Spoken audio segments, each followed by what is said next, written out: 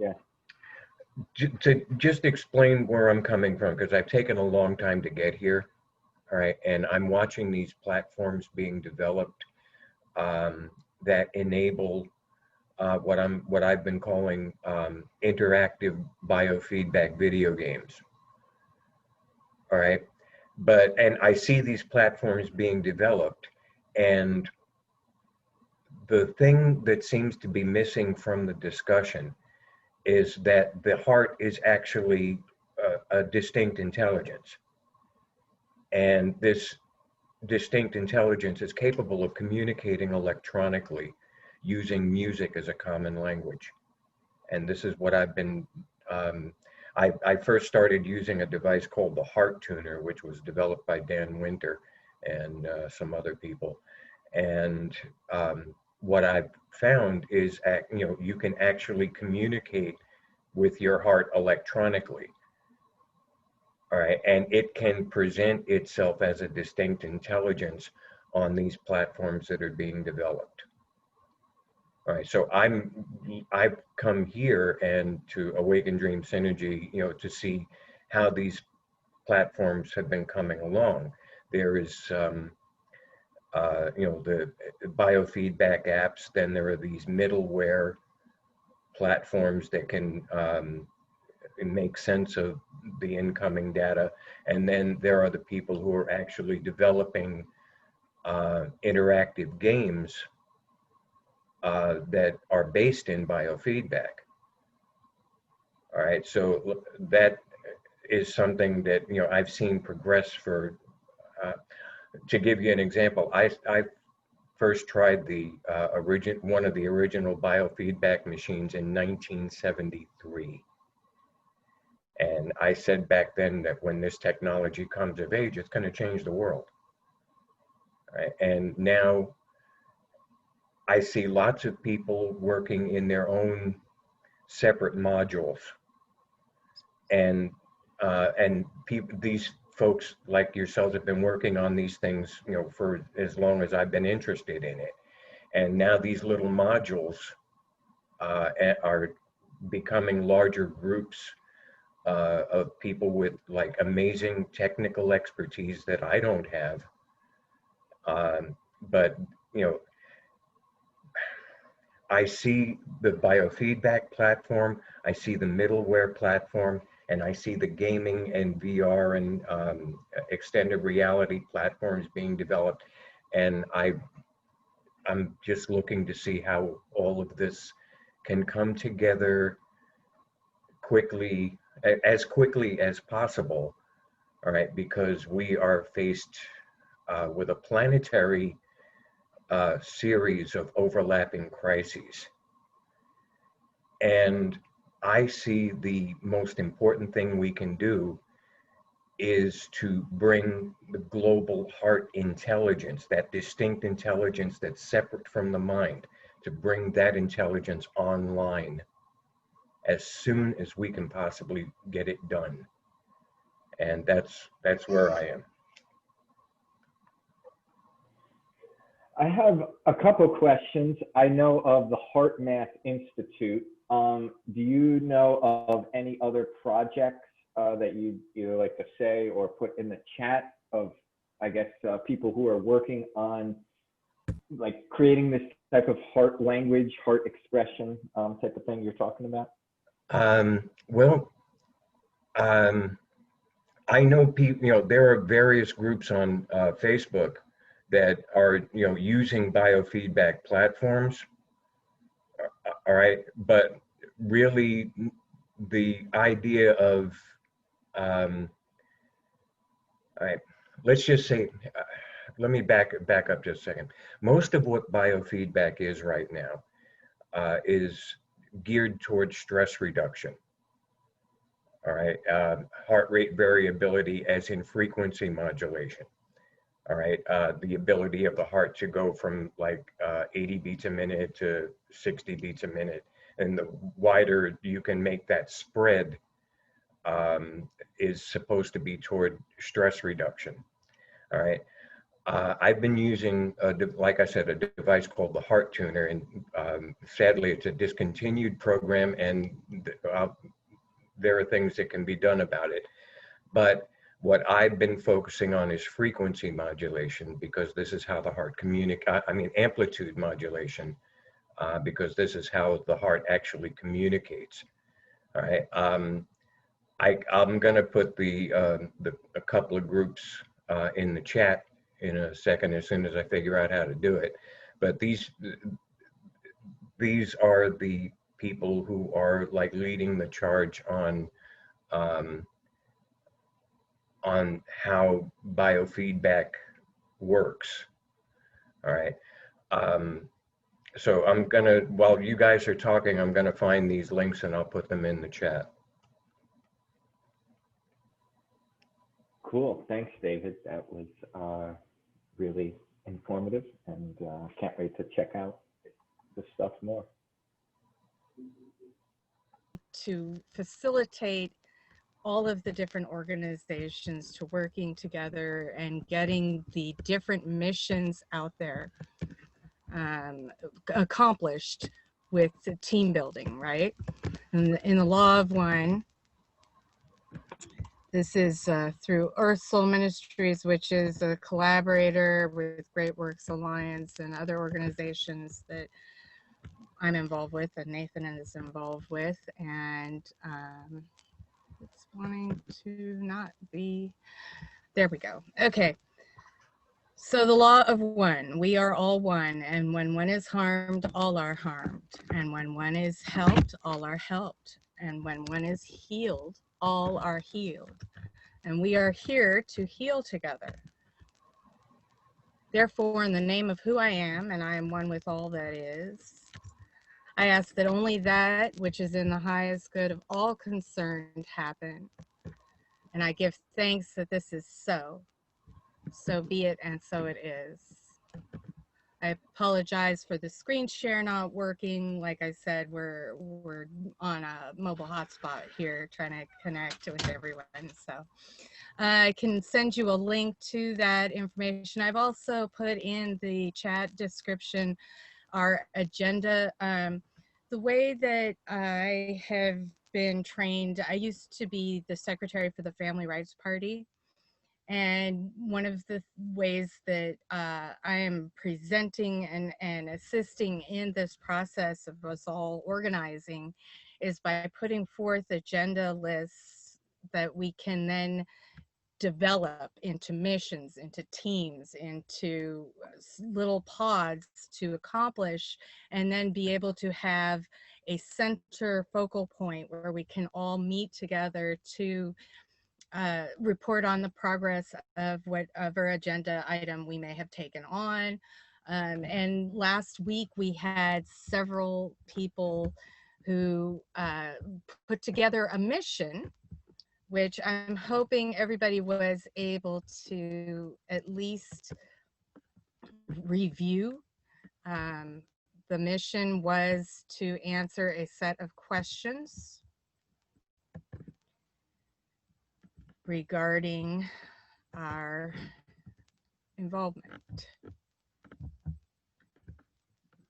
together and what our individual visions are, as opposed to what the visions are for this group, what we're doing here, what we can do to expand on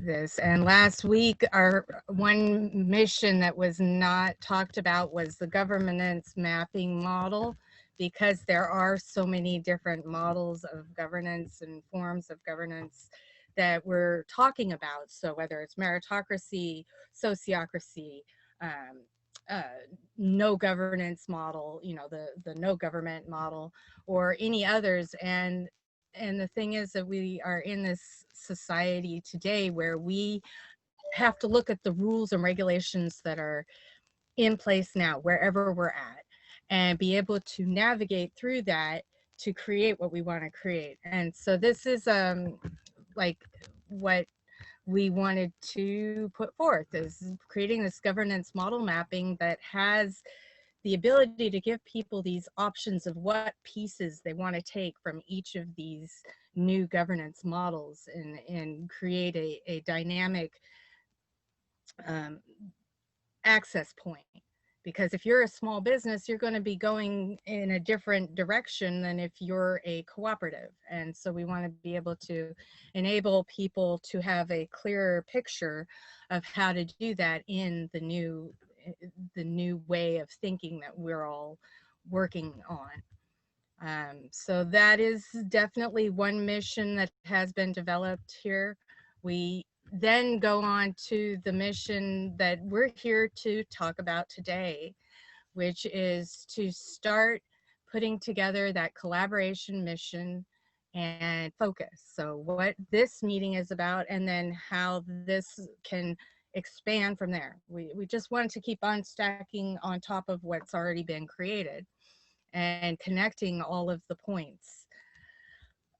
So that it was more cohesive for everyone to be able to work together and see that there are projects out there that maybe you haven't had personal experience with or knowledge of, but by going through this process, you can see that there are other people thinking along the same lines, and maybe you can pair up and work together to accomplish that goal. So I know that we had created the questionnaire and Airtable. It is still a work in progress. And that's why I've published these questions again. We can take any submission and it'll convert, I believe, to the Airtable. Google Docs is a really good one we use as well. And so with that, yeah, just check that link over in the chat if you want to look through the rest of the agenda items. Hopefully Lua will be joining us shortly because one of the agenda items is hers. And I'm just glad to see everyone here. I'm glad that everyone has this yes, the agenda is here in the chat. So it's the first link that I put in the chat. It's to a Google Doc. And so can you share it, please? It's the link should be right. That's what we have going there. And would you check for people waiting to enter the room? Michael and Lua have been waiting. I am looking. We have several participants to admit. All right, we have Lua and Michael Gartner joining us in the meeting. And so I hope everybody, okay, are we all here? Hi, Lua. Welcome. Thank you. That was. Has anybody been able to answer the questions? Go for it, Michael. Yeah. I've answered them. I can post that as well here. If we can share, just verbally, you don't have to post anything here. I think it'd be just fine if everybody take about a 5-minute share. Everybody has a opportunity to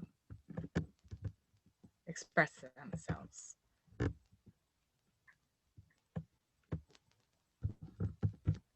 Who would like to go first?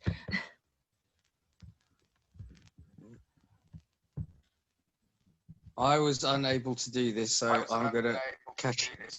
I'm not gonna be able to do that one for you, but I've got some stuff to fill in on you with this and ways that we might be able to help. But it's connected to what Lua's going to say, so I'll wait for us to go through this and for her to tell her a bit, and then we can talk about it.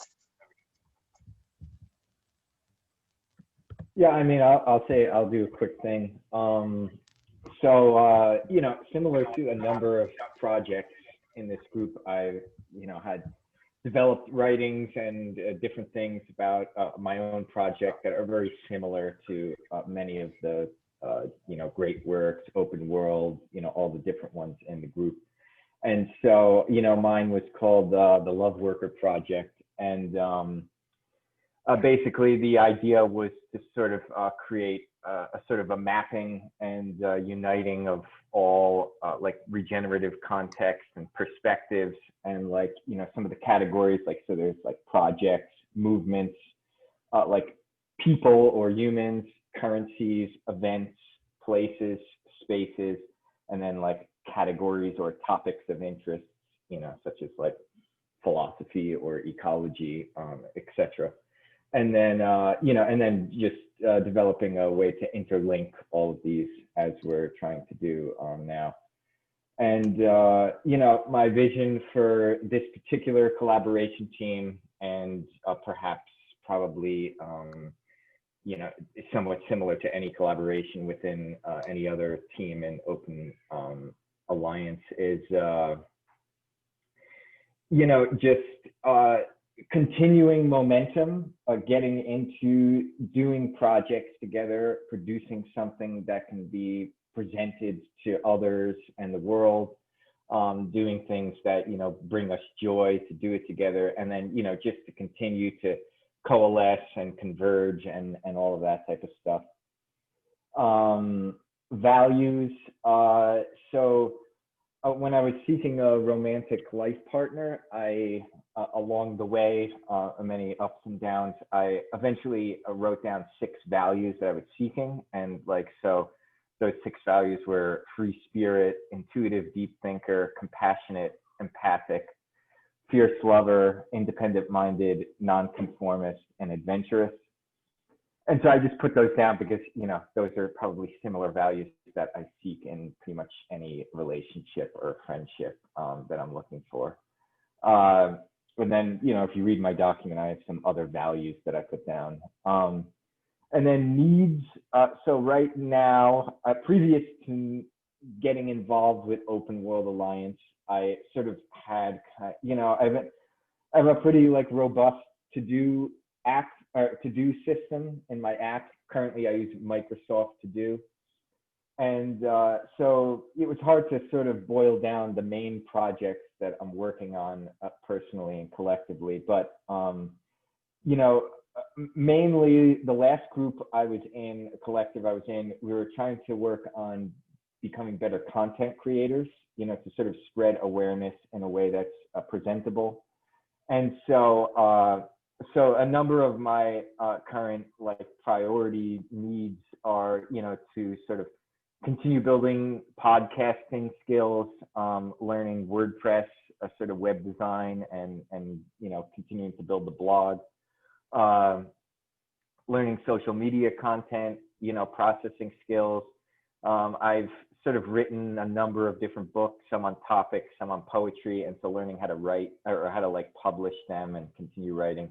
And then the last one is building eco skills, because my family, we're set on a trajectory right now, probably to, well, we might buy land before then, but move on to land within like 1.5 to 2 years and start building up a homestead. And so, you know, I'm reading a lot and practicing some eco skills, but to just keep building that up, and then eventually try to create like a little homesteader network in our area here, which is Tennessee, USA. Right now we're living in Nashville. And then lastly, for offerings, you know, there's a number of things, but the things I wrote is creator of processes to get stuff done. That's one thing I can offer. A harmonizing communication style. Like I'm a writer, so writing, teaching ability. I've done tutoring and teaching in my past. Abundance of enthusiasm and energy, and open source and sharing philosophy. So pretty much, you know, anything that I post, you know, you can reuse in whatever way you see fit. So, so that's pretty much it for me. Thank you, Michael. And we are so glad that you are here and joining in this. This is an experiment too. We're all working on this as an experiment to see how we can all align together. We do have very similar goals, similar visions, and so it is great to hear all these dynamic layers everyone is developing. All right, and so who would like to share? Who else would like to share? Yes, I'll share next. I think might make sense. So we're kind of all on the same page of alignment. So I'll start with my values and their sustainability and balance, happiness, unity, service, wisdom, compassion, and fun. And because sustainability is becoming a bit of an issue to me, I've come to the decision that I need to focus a little bit on my priorities. So I will be working with Open World Alliance and focusing on managing the way to be most useful and seeing where to be interoperable in between different groups so that everyone can be supported as the different foundation structures are being developed.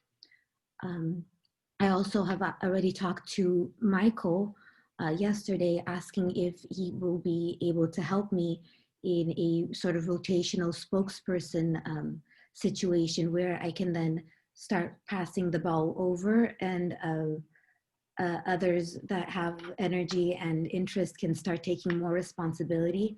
So I can focus a little bit more on the Open World Alliance and my academic obligations right now. That's the values part. The next part will be what I offer. I think my main gifts are order, discernment, and humanity. And this is manifested in organizational management, encouragement, art and health, and compassion or unconditional love for humanity. And as for mission and vision, I could talk about the Open World Alliance mission and vision or my own. I suppose I'll do both.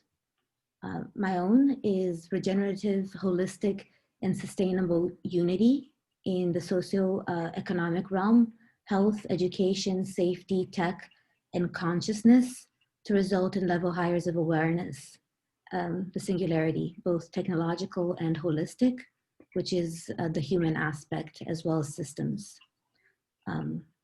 resulting from universal evolution and the process of ensuring healing of all of the parts, resulting in mitigating the climate crisis and in life preserving sustainability for all parts of the ecosystem, to include, but not exclusively for all human conscious creators. The Open World Alliance vision is dedicated to advancing strategic regenerative solutions for a more sustainable and equitable future. And the mission, my own personal mission is to support unified, organized, and holistic engagement to end all of crimes against mankind and the earth, and develop human conscious evolution across industries through technological and indigenous methods, resulting in holistic singularity, leading to world unity. The method is based on order, organization, and humanity, which is empathy, respect, and unconditional love, and interoperability, which is the capacity to communicate with and connect to different parts of the whole.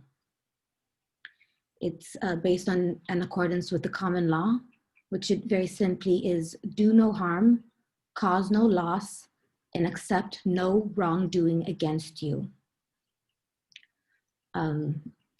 And in the Open World Alliance, the mission is we are fusing technology with sustainability and entrepreneurship with innovation to source, solve, support, and scale successful solutions to today's biggest social and environmental pressures. We are partnering with pioneering organizations to form the Open World Alliance, an international network of global citizens, social innovators, and sustainability specialists to propel the regenerative movement forward and accelerate positive transformation for present and future generations. That's what I have to say. Do you have any needs, Lua? Yes, my needs are, I would say personally, balance and unity. So to elaborate on that, it's, I need to know that all parts of the whole are having their needs met and can have their needs met without me being a bottleneck, so that I know that I'm supporting the greater mission. I'm a co-creator. We're all leaders. And what I need is to, I suppose, the golden rule backwards, to learn and also be motivated to treat myself as I would treat others. So that's my biggest need, is to practice the desire to do and get things done, knowing how important it is, how we are on the edge, how what we do is important, but also reminding even myself or having support to remember the how and to take time to breathe, have a little bit of downtime scheduled in. It's, yes, the Lua's taking a break, even when Lua forgets to take a break. Please, Lua, take a break thing. That really helps me. Thank you. Thank you, Lua. And I'm just going to put this out there for everyone. The role of Great Works Alliance here is to inspire and empower the hero within through these connections, through creating organizational structures that are going to help everyone to succeed, and that we can identify what projects we most align with. And so, yeah, after we're done sharing with this, for everyone's vision for this group, I can share some information on that. But that my vision for, as far as what Great Works Alliance is here to assist with, is helping get these teams together so that we can connect these pieces and start putting the puzzle together, because right now everybody's in those silos. Okay, now we've got these silos all over the place. Let's see how they can mesh and how we can make this progress to the next step, which is an evolutionary step for everyone on this planet. So thank you so much for all that you're doing for Open World and Great Works and all the other organizations out there, Lua. Much appreciated. Yeah.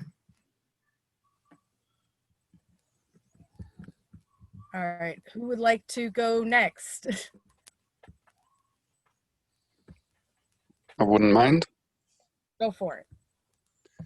I think what I'm seeing is like, I'm just trying to also meditate on it. I'm also having conflicts with software and like trying things out and seeing what works and what doesn't and what's annoying. And oh my God, like, to me, it really comes down to this law of nature. I think Amdahl's law, where it's like when you're making something too complex, then at some point nothing works anymore. And I feel like we've come to this point in the world where, yes, we are trying to connect everything, but still, like, I'm trying, and then it really feels so shitty because you're not actually getting anything done sometimes. I don't know why. But what like in words, what I'm trying to build and what I'm feeling, and would love your feedback on if that's what we are all creating, would be some type of a very like not just the podcast. I'm super on board with like everything that also Michael said about the podcast, but not to make it just one podcast, but think of it in terms of like, if you're saying like to break down the silos or make them mesh, how like we would need a some type of structure or some type of mechanism or playful meta idea of how to create meta infrastructure or something for co-creation. But that is, I think it's key to have lots of podcasts that are showing this open world alliance ally, that they're allies. So having many allied podcasts that sort of show this alignment, and then have all of those podcasts be their whole entire own thing, but have them all somehow use the same playful mechanism to communicate and live co-create. I think all of these podcasts can do their own thing, but then as a segment of being part of this ally, they can offer to all of their viewers that just by viewing and by like liking things or just very, very simple mechanics, they're actually completely live, really, in actual democracy, influencing the interface that we are building.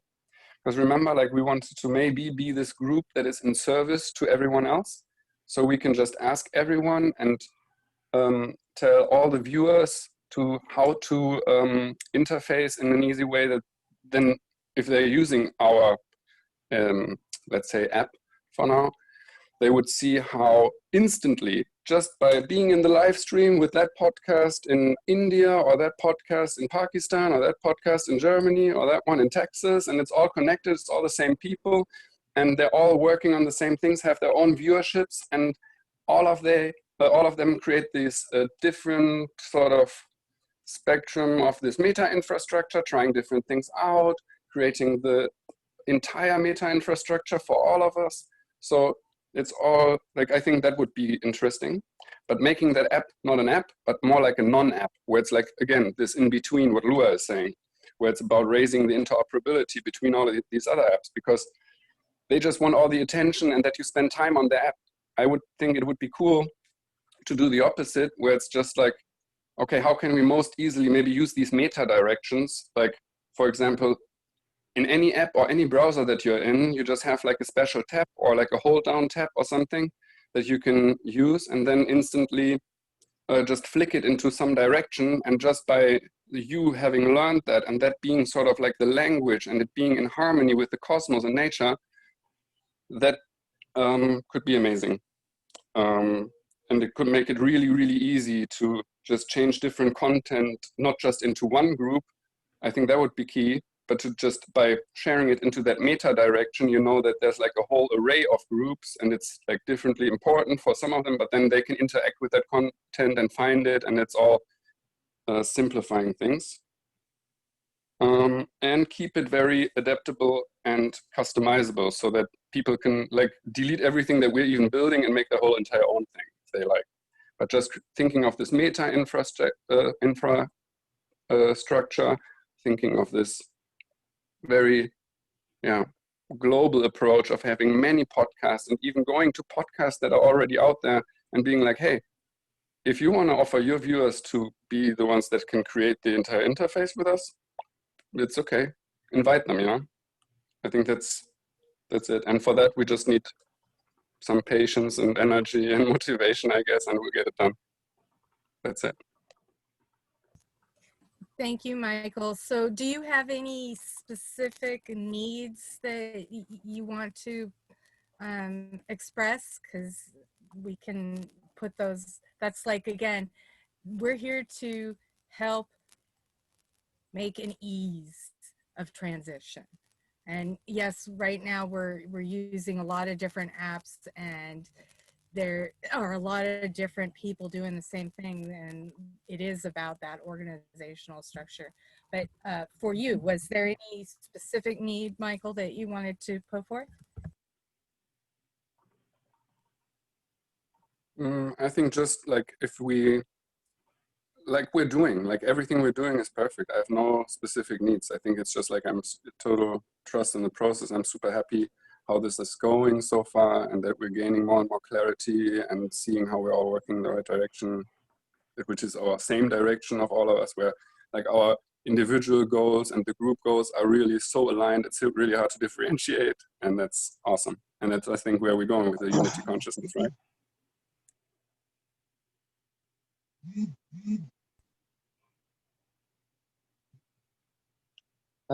It might be a good idea for me to probably say what I was going to say now. It sounds like it's probably at the right time. So I didn't quite get through putting together, like answering the questions, because I started really kind of thinking about what it was that we were trying to do with this conversation, and what I'm obviously working on with the OWA. And so I wanted to ask a question, and that was, with what you're doing, are you looking to try and build the metastructure and do that, or is the architecture that you've built, the sort of agreements and ethics and policies that you've created, is that what are you trying to build the Great Works Alliance community really around that, those sets of values that you wrote down? Would that be correct? So, Krishan, yes, this is what we have done, is we have done a lot of study in positive psychology and the nature of human expression. What we want to do is, this is a framework that we have been developing to be adoptable by any organization. We're saying this is free, you know, you can take what you want and leave the rest for others to take. If you see something that is missing or needs to be amended, let's talk about it. But mainly because there has been so much cloudiness about ethics and the rule of ethical conduct, and based on my own studies in human resource management, it became clear for the purposes of incorporating and also the purposes of working with others, that we have a clear set of policies that we all recognize. And it all, again, goes back to the golden rule. So that's and how do you kind of plan on manifesting that? So is this something where you have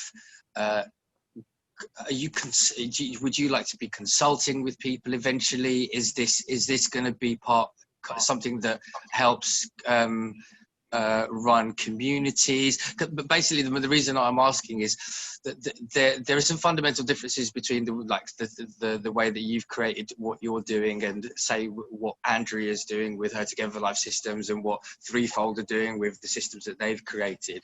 And so for me, this point in time, the coming together of all ideas and all groups trying to do one thing in one place doesn't make any sense to me. Really what makes sense for me is for the people who've, there are certain things that people have created. So there are certain projects that can be slotted in anywhere, but then there's other certain projects, especially governance and agreement projects, and projects where they're trying to develop social architectures, where there are people with different ideas, and those ideas can't meet until they've been tested themselves and they've been fleshed out, had people try them out, look at them, they've created the tools around them to help them work. So, for instance, how into what you're doing and having them answer certain questions and sorting them out in different ways like this or are those tools that you want to build? So these sorts of questions. So what we did with the open world was we spent probably like the last 8 months trying to figure out what are the tools that we want to make, in order to do what we want to do, and how do they how do they meld with these social architectures that we're creating? And so so I believe that what you're doing with Great Works Alliance needs to be tested, and it needs to have a chance to show how these policies and ethics and methodologies can then be initiated with people.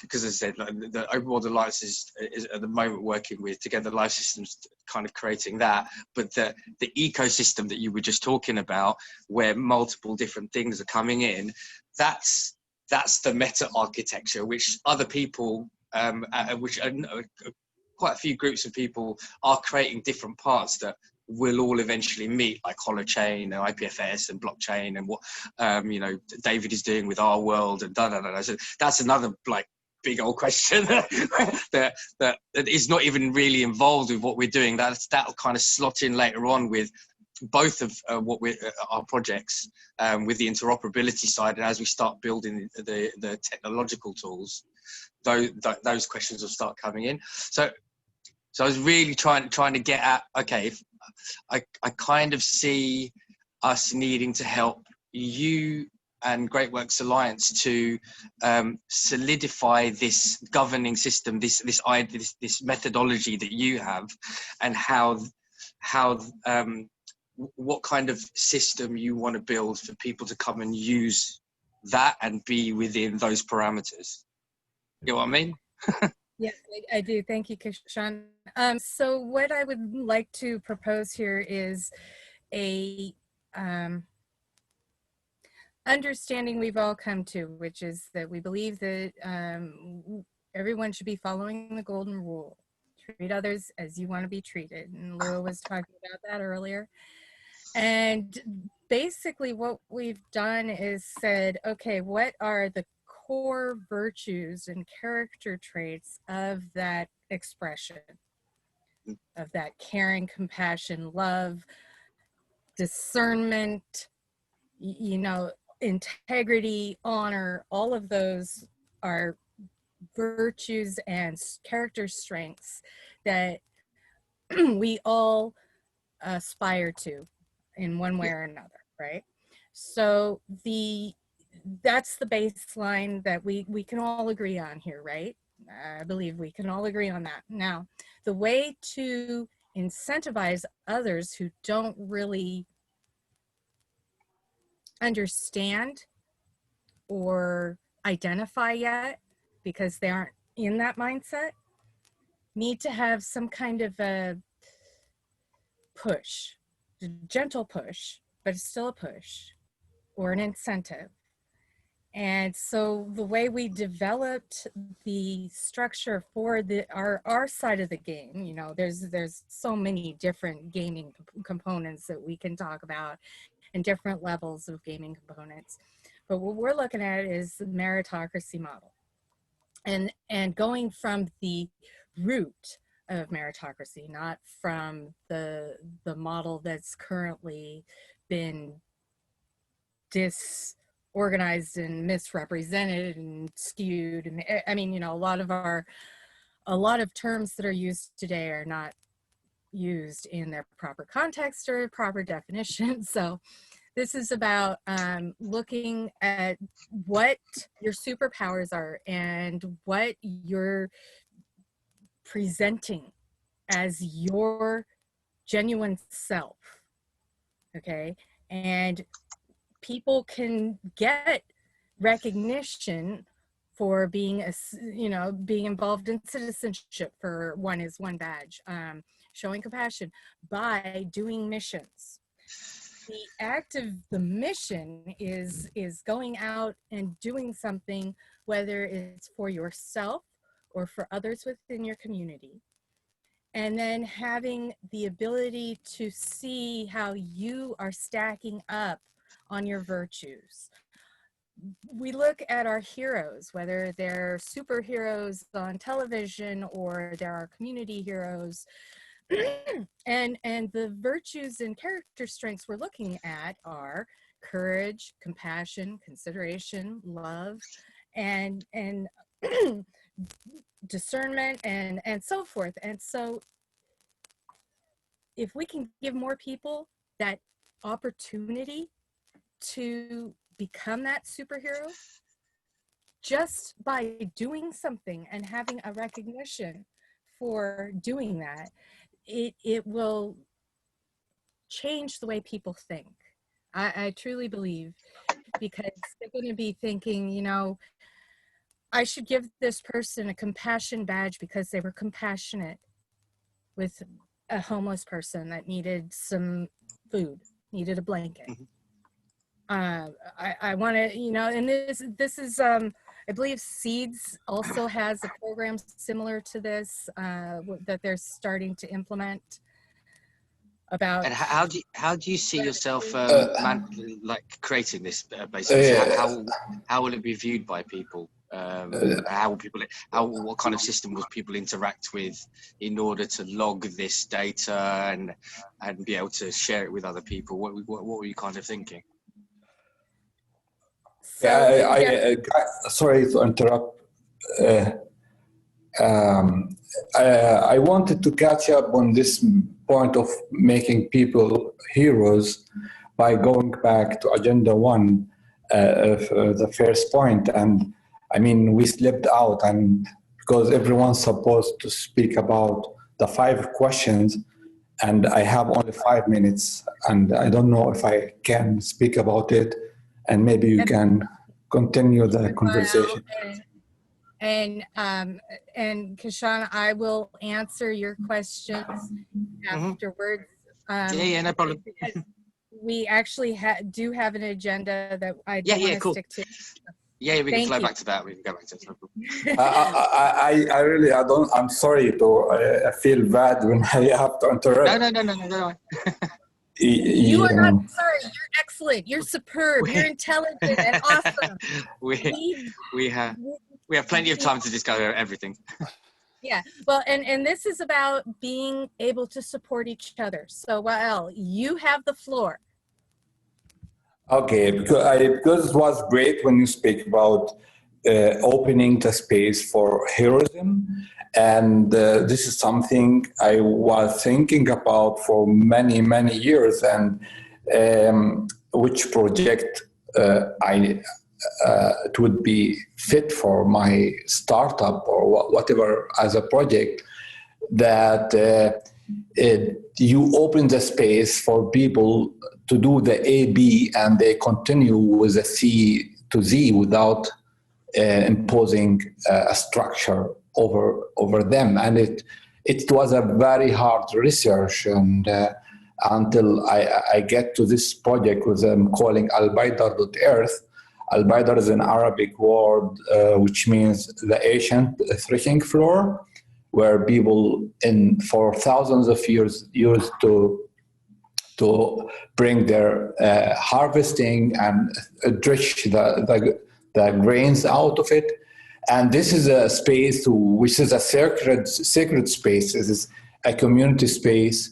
And this is to bring this back. This is how communities used to live for thousands of years in harmony together and with nature, and to bring that into a modern way and business. I thought this would be great to do that. And I would do that with building links between people to their roots, because there is many refugees and immigrants living around the world. They are far away from home. But spiritually, there is this link. And this link is not filled with, I call it generative value. So you have a link inside you, but you are not able to participate in what is going on in your home. And if there is an incentive to use this link, then we will build the bridge between people and their homelands. And a way to do this is by developing a global market where people abroad can connect into groups and with the local regenerative producers and purchase their goods directly from them as bulk order. And imagine this will happen in many countries around the world. So you would have this kind of links where you have a community of producers, mostly marginalized one, and a community of consumers who come together as people together who have roots somewhere else and do a direct purchase from the local producers at their homeland and support them. And with this idea, I found like what you call maybe whole rabbit.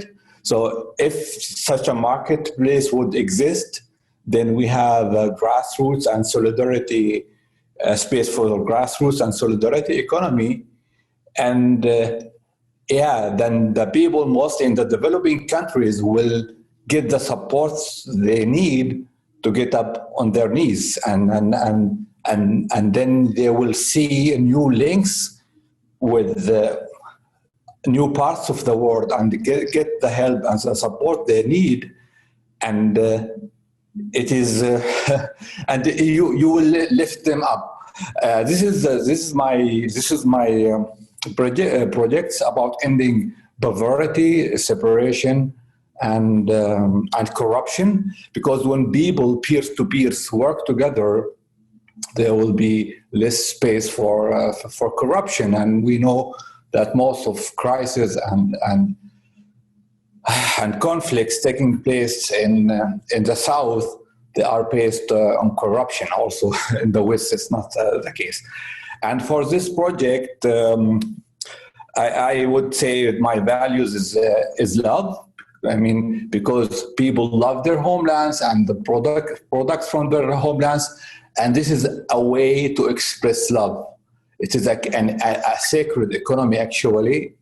In the underlayer, on the landing page I'm developing, I'm not putting this very deep spiritual aspect, but it is, for me, it is, helping each other is like a worshiping. When I help a person, there is a God in this person, and I'm connecting to by helping, and I'm connecting with my other self, and I'm seeing this kind of having a link, connecting people.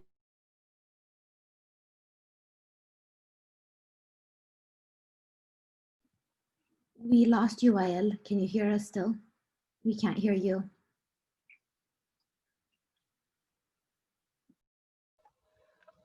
I believe he said he had 5 minutes. It may be And solidarity economy. Okay.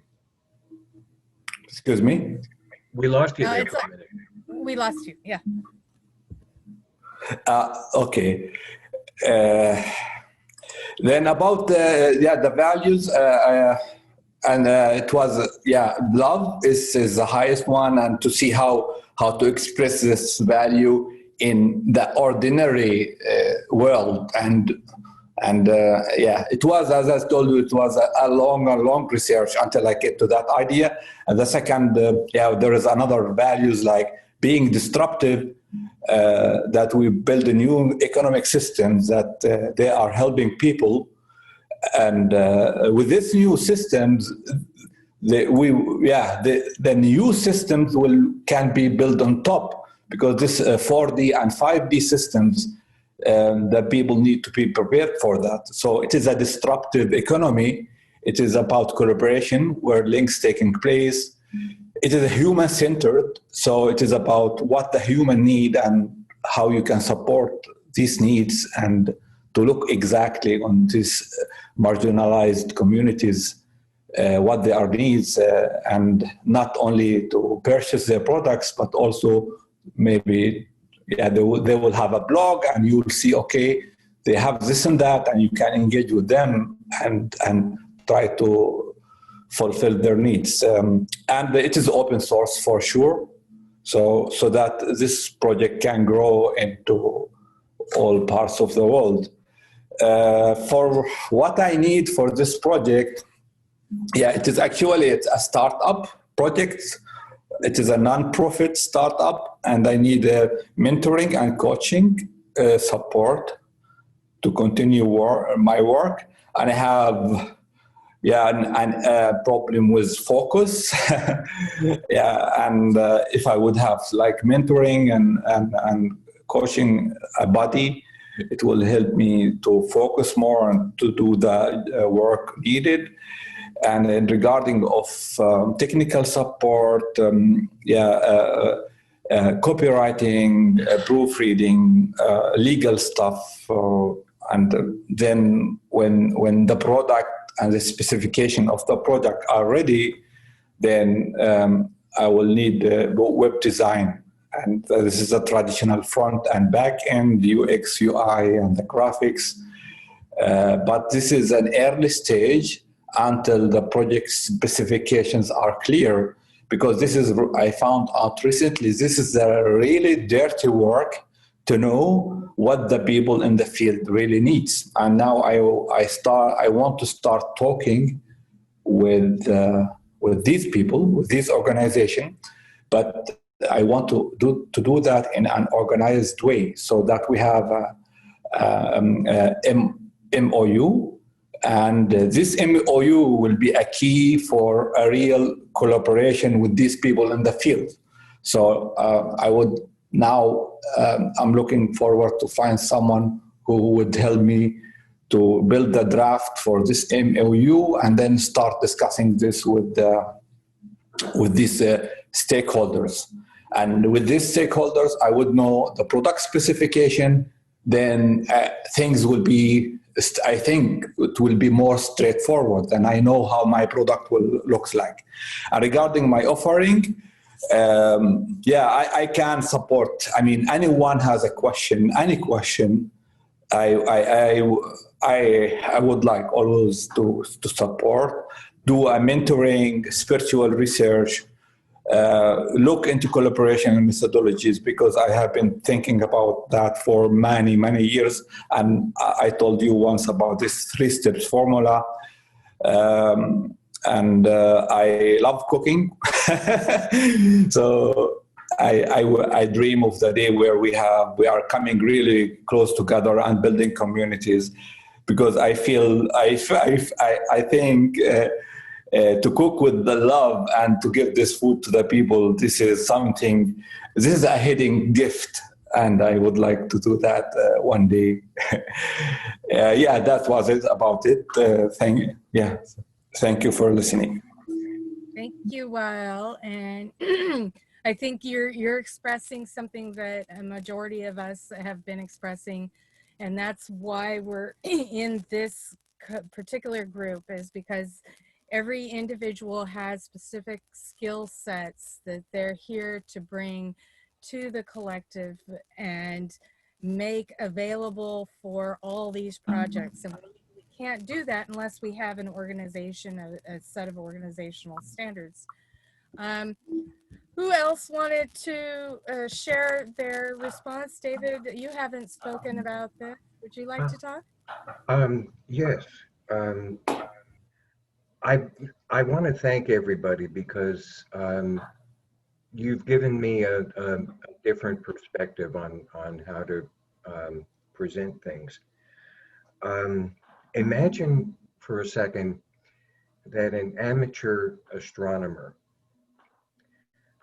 focused his telescope into the heavens and received a signal from an advanced civilization.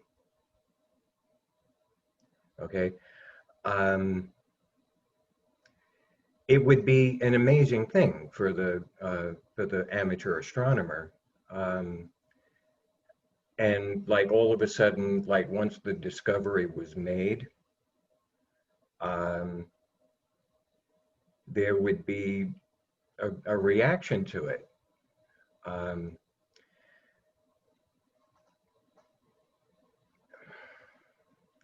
So all of a sudden, this astronomer is receiving a signal from an advanced civilization, and he tries to tell people what's going on, and there really isn't a response, and there's no response for years and years and years. But I want to introduce you. There's this thing called the still small voice in the heart. I don't know how else to say this, so I'm just going to introduce it. And my heart is beating rather fast because this is new to us both. But say hello to my, oh, can someone turn on the screen share for me? It says I can't share my screen. I apologize. I'm getting to it right now. Here, Thank hold you. on. All right. You should be able to share now. Okay, let me find it. Okay, here we go. I'm not, see, my point is, like, I'm not very technically savvy. I'm a street musician at heart. But let me introduce you. Are you seeing that? Okay. Yes. Yep. Okay. This is my heart. Everybody's heart does this. Okay, it's just that you don't see it. I'm gonna try and full screen this so I can point things out here. Imagine this is a telephone to an advanced civilization. Okay, over here, this is where you speak, where the heart speaks into the microphone. Okay, and over here is what you would be hearing in the earpiece if it was actually audible. All right, now back in 2007, God, I'm so nervous. Back in 2007, I found out that this, what you're seeing on the screen, instantly dances to the beat of whatever music you're listening to, regardless of your heart rate or your level of mental focus. Okay, now that means that if 10,000 people are all listening to the same song on the radio, all of their hearts are dancing in unison.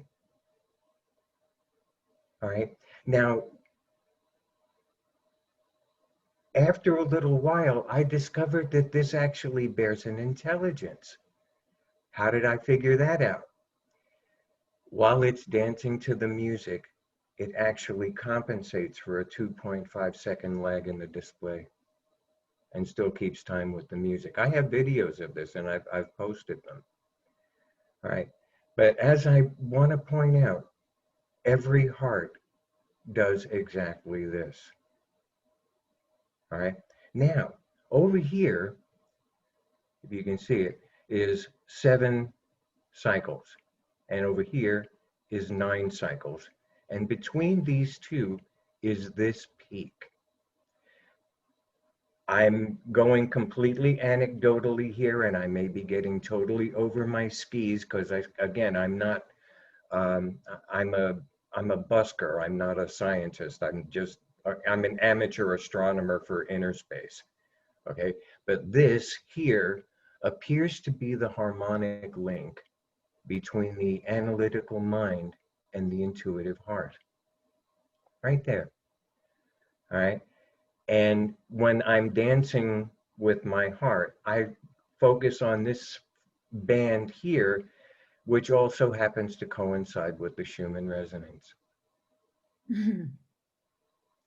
Okay, so here we dance. I can't technically do this on the screen right now, but this is the essence of the videos I've posted. Okay, now, once I realized that I was dancing with something, all right, we started dancing together, and it started teaching me these little games, like how far you can send. if you see this peak here, you'll notice that it moves either to the right or to the left as it reaches its peak. All right, so the first game that it taught me was I have to figure out which way it's going to go, left or right. All right, if I guess correctly, it goes off the chart. But if I guess the other way, it stays down here.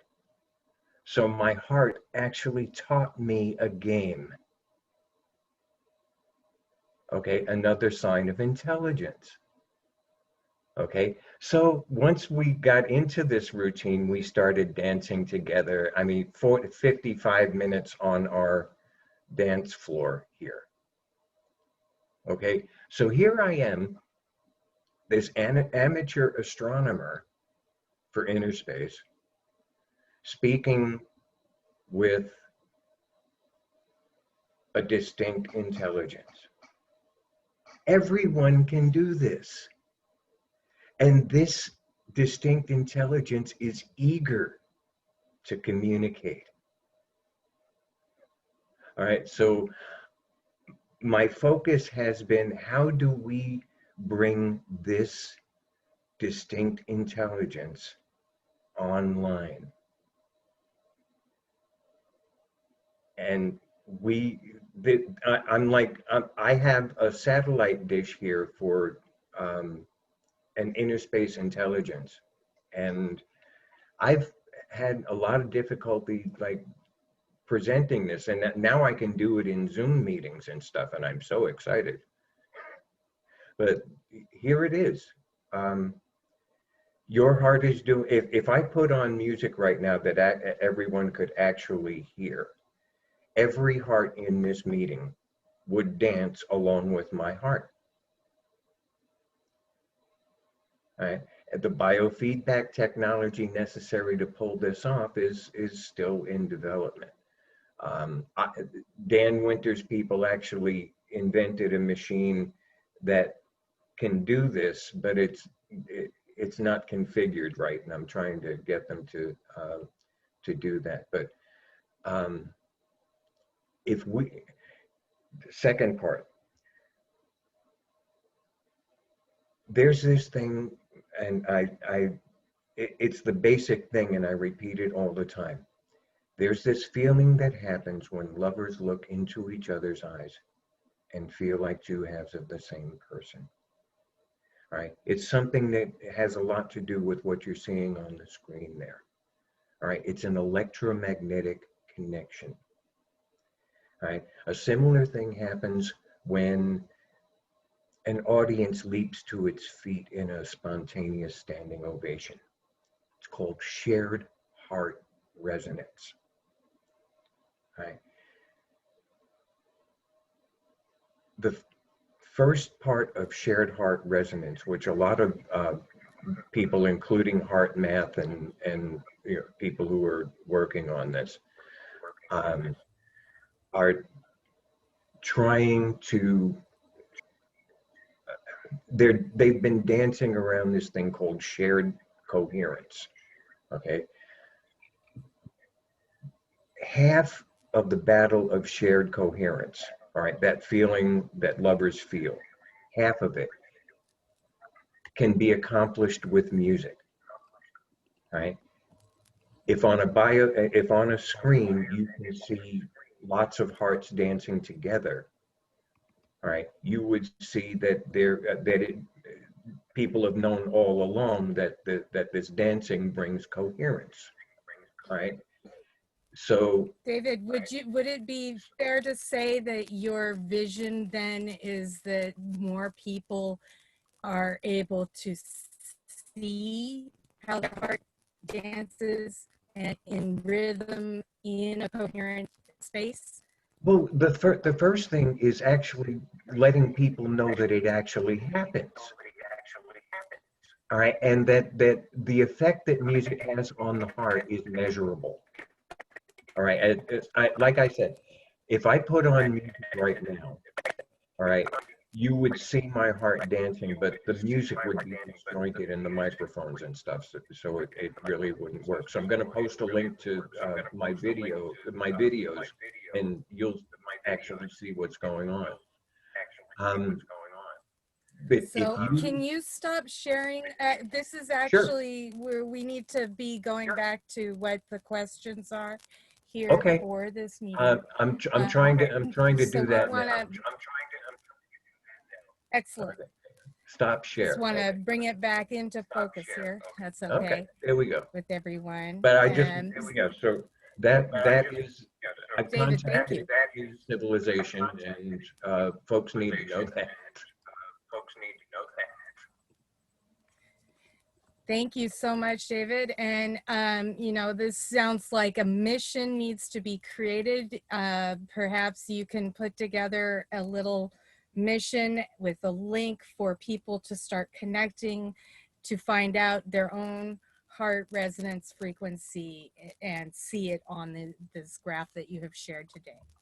Okay. You can just put a link in there, that would be great. And I believe we had Lumi here. Is Lumi still here?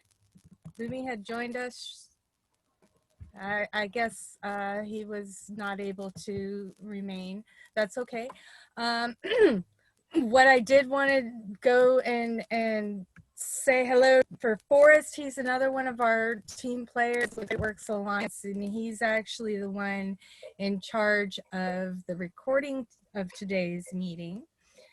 So I want to recognize him because he hasn't really spoken up. And was there anything you wanted to say for us before we go to the next agenda item?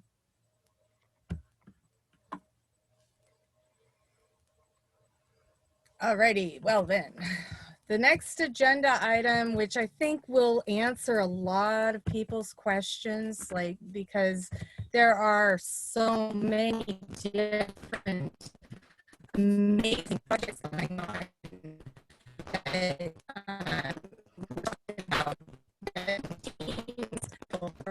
So that people have support within a mission. Lyra, you're breaking up loads. I couldn't hardly hear you. I didn't make out anything of what you just said just now. Okay, let's see. I might have to move. What I'm showing here is also on the agenda now. No, still not.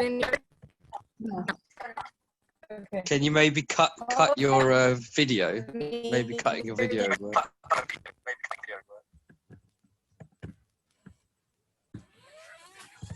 It's off. Okay, how about now? Can you hear me now? Much better, yeah. Much better, yeah. Alrighty. So what I was gonna direct everyone's attention to is our team layout. We've developed a layout for anybody to use. They can follow the link here in the agenda, and I'll share those links later on the video when it's published on YouTube. For whatever reason, this one is not going to the right place. But what I'm going to share now, this is when we are in our teams, sometimes a team needs some assistance from another team. And so we've set it up for people to have their individual teams, and then if those teams meet up together like we're doing right now, this is kind of what we're doing right now with our different organizations, groups, and thought projects, that we can put together an organizational entity that we can all tap into, right? And we can all use for multiple layers, whether it's for services, outreach, donations, education, guidance to pass, mentorship, and so forth. So then we made it even more fine-grained as far as organizational, and you don't have to use the word Phoenix team. I mean, you could name it whatever team you wanted to. And the idea is that there is an interconnectability factor, because like Wael was talking about how do you plan on earlier. how do you plan on visualizing all of this? How do you plan on visualizing all of this? To put this, we have mind maps that we've developed to visualize this. Oh no, I meant for when you when you've like like the scaling up of this. So when people are coming in, you obviously don't want to physically input this in yourselves. You want to have a place where somebody can go input their data, it goes in somewhere else. Have you got any sort of idea of how that might work, or what you would like to do in order to create something like that? We started with a really simple ticketing system through OS Ticket, which is available for anyone to participate and become a player in. There are tasks and data dump boxes. You know, we're still within that organizational workings. This, for example, is a layout with missions that we started to put together for the different teams, and how they can interact is through that ticket portal. The expanded view would be for everyone to have their own profile page based on their own specific interests, skills, and missions, and what they want in their space. So instead of having like a regurgitated Facebook page, which seems to be what people are doing right now, you know, what we want to be able to see happen is that it become dynamic and individualized. If you want to have your blog spot on your profile page, you can put it there. If you want to have your YouTube channel on your profile page, you can have a little box with the most recent of your YouTube videos that you've published, or whatever media connection that you're involved with. And then also showing a progress on your profile that you want. You can have a public one and a private one. The public one is what you choose to share with people about yourself, your missions, your accomplishments, and so forth. And then a private section where you can actually follow your own personal progress. But it's still a work in progress. So, I mean, anything anybody wants to add, we can discuss and see where we can go from there. Go for it, Krishan. I think this is probably the most important thing for you right now. Well, for the Great Works Alliance and for what your group has done, because you're coming from this from a more meta-structured perspective. Before starting to collect like the data that we were talking about today, the visions and everything else, is to have a more efficient way, an effective way of storing all that data, accessing that data, and then using that data. So personally, if I was going to be consulting on your project, and if I was going to give any advice, I would say the conversations that you're having now are probably a couple of steps too far down the line to what you need in order to deal with that information once you've got it. Because the conversation we're having today of mapping the people and what people are doing is usually a precursor to then bringing those teams and doing something about those projects. Whereas really it's where we are with the Open World Alliance at the moment. Whereas like Threefold are not at this place. They've kind of done this bit already, where you build the system that you want to input all the data in, because that's the biggest problem is the amount of data that we're looking at. So how do we more effectively deal with that? So I feel like getting a tech team around you and an architecture team from both a UI and a UX perspective would be really, really beneficial to people who are coming on board and wanting to work with you guys, to being able to understand, number one, what it is that you're doing, number two, how they can slot into what it to the tools that you want to give to help people. And then once those are there, once you have an idea of how that's working, even when you're starting to build those tools, you can start doing what we were doing today and starting to like draw in information about what everybody else is doing. But right now it's a lot of man hours pulling this information in, putting it in somewhere, then looking over most of it just through man hours without that base organizational piece that you've got there. And you know how you bring people into what you're doing, how how they get to work through these ethics and policies and everything that you got, like what is it that you're doing with that side of it. So that's what I would suggest right now.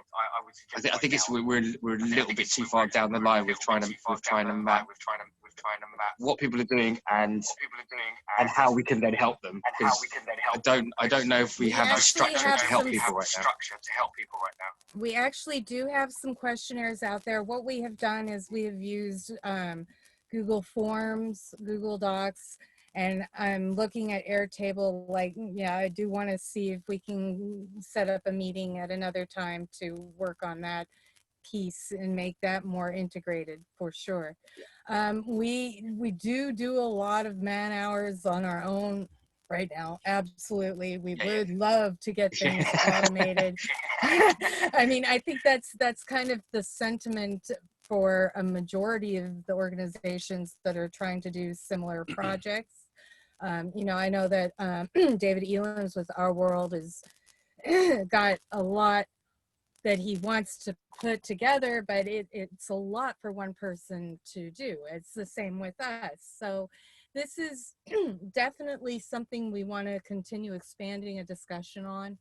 But we have put together, like I was showing the layout for the teams. Those teams are already up and published on OS Ticket. If people were to register through our portal, and become a agent, it's a free agent or player in the OS Ticket system, we've already got requests that are coming in through the website, and they are coming in through OS Ticket, so it's already automated at that point. There are still a lot of parts that are not automated, and we're looking at other programs to overcome these challenges. That could be an interesting conversation. We've tried to develop that a little bit more. Like I think that'd help you out with what you're trying to create greatly at this point. There's a few things that we're looking at over the next couple of weeks, and I'll send you all that data if they end up being really useful. And as far as like for currently we have with the OS Ticket system, you can import data and information. There are some knowledge categories that have been developed. When we have more people in that system, they can look through and see what you know, we can like add you, Krishan, so you can see what is going on there and how it can be expanded upon, I would say. Because I mean, this is again open source, free. Anything we do to it then becomes our piece, your piece, and if we can connect those pieces together, that'll be so awesome. So awesome. And this is just a boilerplate, just what we're starting with. Yeah, it's all prototyping. We put into action to actively test. Come closer. It's all just active prototyping. Like, instead of let's get this all solid and everything, let's start with something we know is fairly solid, has a good reputation, that we can use as an experiment, basically, and just test all these different areas and try to fine tune along the way. Then we can consolidate and refine that into, okay, we're going to make the next upgrade is going to go from like OS ticket and get imported over into this intermesh network content delivery backbone, you know, between all these different organizations. You know, content management system is a very, very big deal. and that's why I posted the data on the tech side that I have and making the inquiries. And the largest obstacle we've seen so far is just everybody being ready to meet up and bring what they've got. And we've been taking the time to go ahead and go with the flow at the pace everybody needs to get comfortable to get to that point. Because it becomes a commons, it becomes a federation, and you know, when we started this, we were just looking at trying to show proof of concept, and we got some people involved in different areas, and some were unable to follow through, and others have flourished, and it's all just testing grounds at the moment. But yeah, I mean, this is where we're headed, you know, and building those teams. We can definitely use more tech, more people in the tech and development for all these projects, for sure. Okay, cool. I think that we've been able to go a little over the agenda for the teams and what we've put together so far in the framework. And I wanted to touch on the final agenda. Lua, this is your baby now. Because with Federated Wiki, for the SDGs and the videos presentation for Earth Day. Yes, so I'd Hello, like. Lua? Yes. Can you hear me? Yep. So I'd like to. I hear myself. That's rather. Maybe mute your, open works. Turn.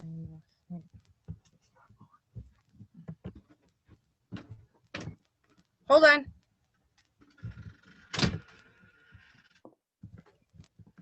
Let me mute myself, and I'm going to share.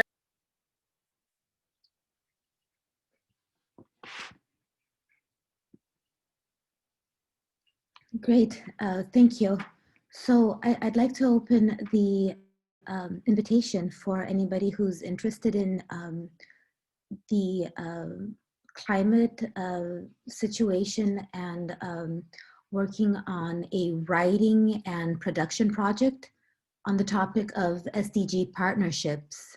And the goal of this project is to bring small groups of people aligned on regular meetings that we can take to bring the engagement and also to unify and work as teams.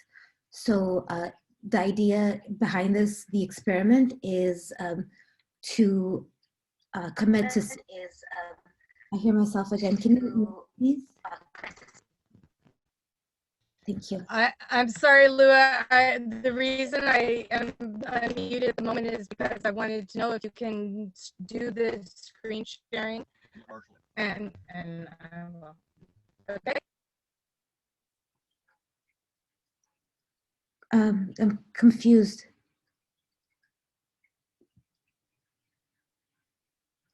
You can screen share if you so choose. Ah, I see. Just Thank continue. You. So I would just like to open the invitation out to anybody who's interested in collaborating on the Wikipedia project. This will be on the 15th of Friday the 15th of January. And this is sort of an offshoot from the Federated Wiki project, where more people are able to collaborate on writing about in Wikipedia about anything having to do with climate mitigation. So it does not have to be only on the SDG partnerships, and it's not committed to 6 weeks of at least one time a week meeting to work together as a group, but it will be a somewhat shorter project, and it might go on for a little bit longer, but there is the option of a shorter engagement. And in the end, both the Federated Wiki and the Wikipedia project, which will be on the birth of Wikipedia, will have the option of being presented on Earth Day on the 26th of April of this year, 22nd of April. That was a little bit rambling. Are there any questions? No, that made sense. Do you have a link you can drop into the chat for everyone, Lua, for that invite? No. Send it to the Telegram afterwards if you want. Yes, I'll do this. I will make sure to have the link to in the video description when we have it published. But yeah, the whole project, you were saying something about the football, that regenerative football that's being created. You want to talk a little bit about that? Sure. So the goal of the whole project, both the Federated Wiki group and team building aspect, and the part on the 15th of January with Wikipedia, is to engage all people in the climate mitigation project. So the idea is that it's not exclusive, but people can collaborate in small groups or all together in the Federated Wiki and Wikipedia project respectively, but so that all people from all walks of life become excited about taking action and working together in service of our current situation. So the football aspect of it was decided to pick a topic and something that would be engaging for the general public. So for example, guys between 15 and 35 who maybe are not in the consciousness or climate change or the more alternative areas and walks of life, to also somehow have an emotional response that they want to do something. So a football was picked, and football is also a almost universal sport. People play it all over the world. And so it will be, the final product will be talking about a regenerative football made out of regenerative material. Even sacred geometry could be a part of this. It's very creative. There's room for a lot of different perspectives. They are welcome, especially, they are more than welcome. The more variation on perspectives and people that want to get engaged and give their contributions, the better. So the larger the audience that maybe will also become inspired by this.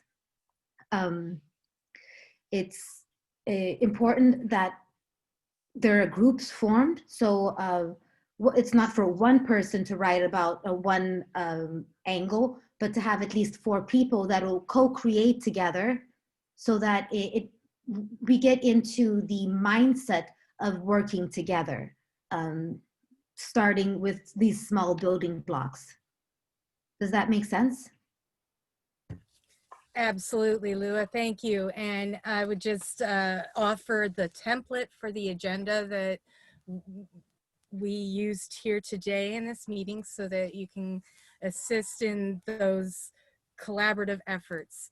One of the best ways for us to move forward in all of these projects is to have clear format of missions and how we're going to accomplish our goals. And I think that this would be a great way to start showing in proof of concept that it is possible to get 4 people from different parts of the world together in one area and accomplish something, have work meetings, and show that progress as it's happening. And, you know, we are all here to show proof of concept.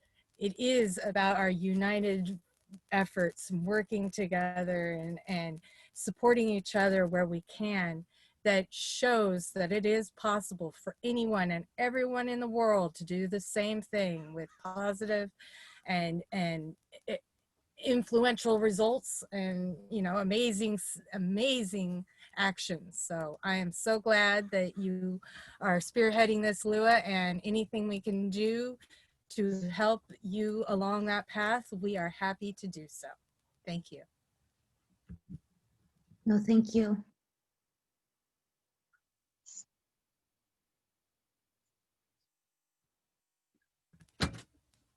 Is there anyone else that would like to say anything? Do we have any other business we want to discuss today?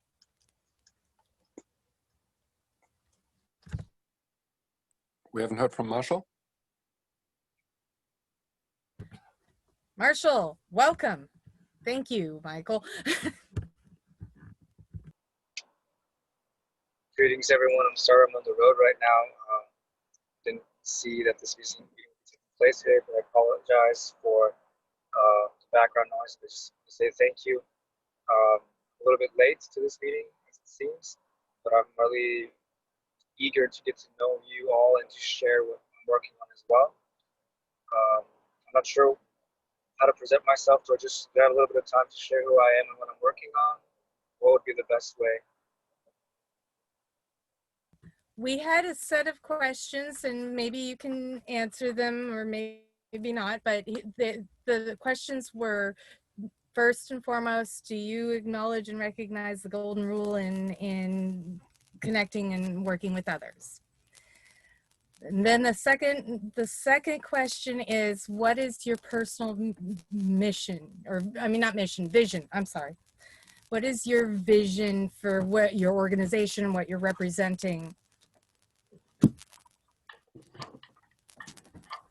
The third question is, what is your vision for this group that we're here working together with? What are your offerings? What are your values? And what are your needs?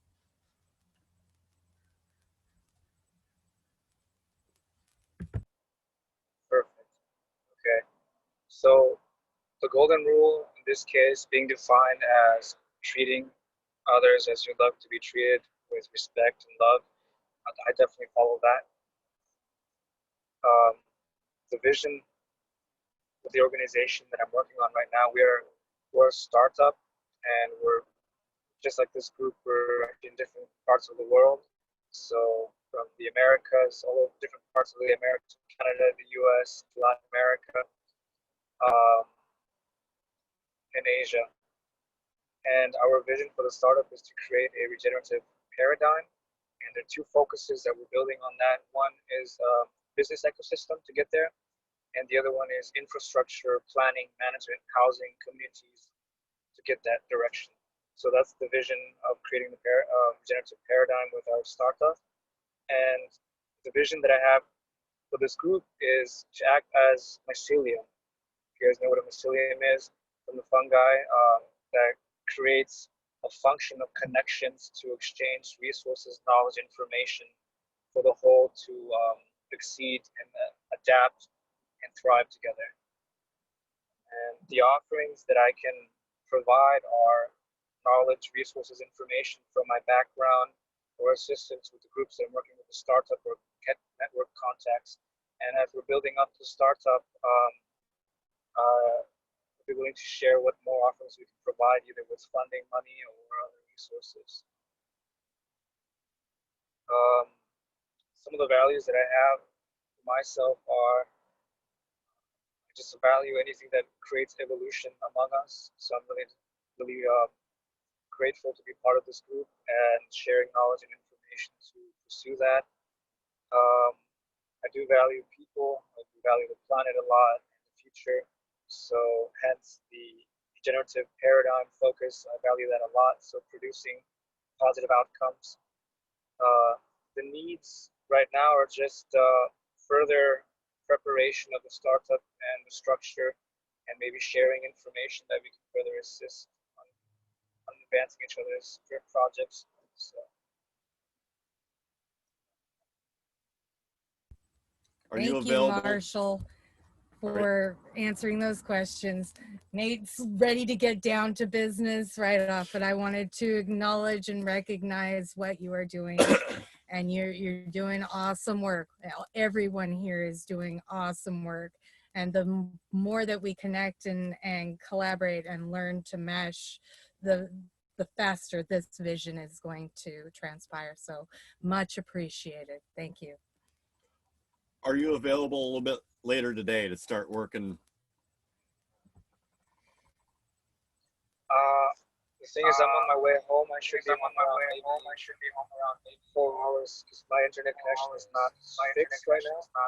So, is this concerning the SDG work or what exactly?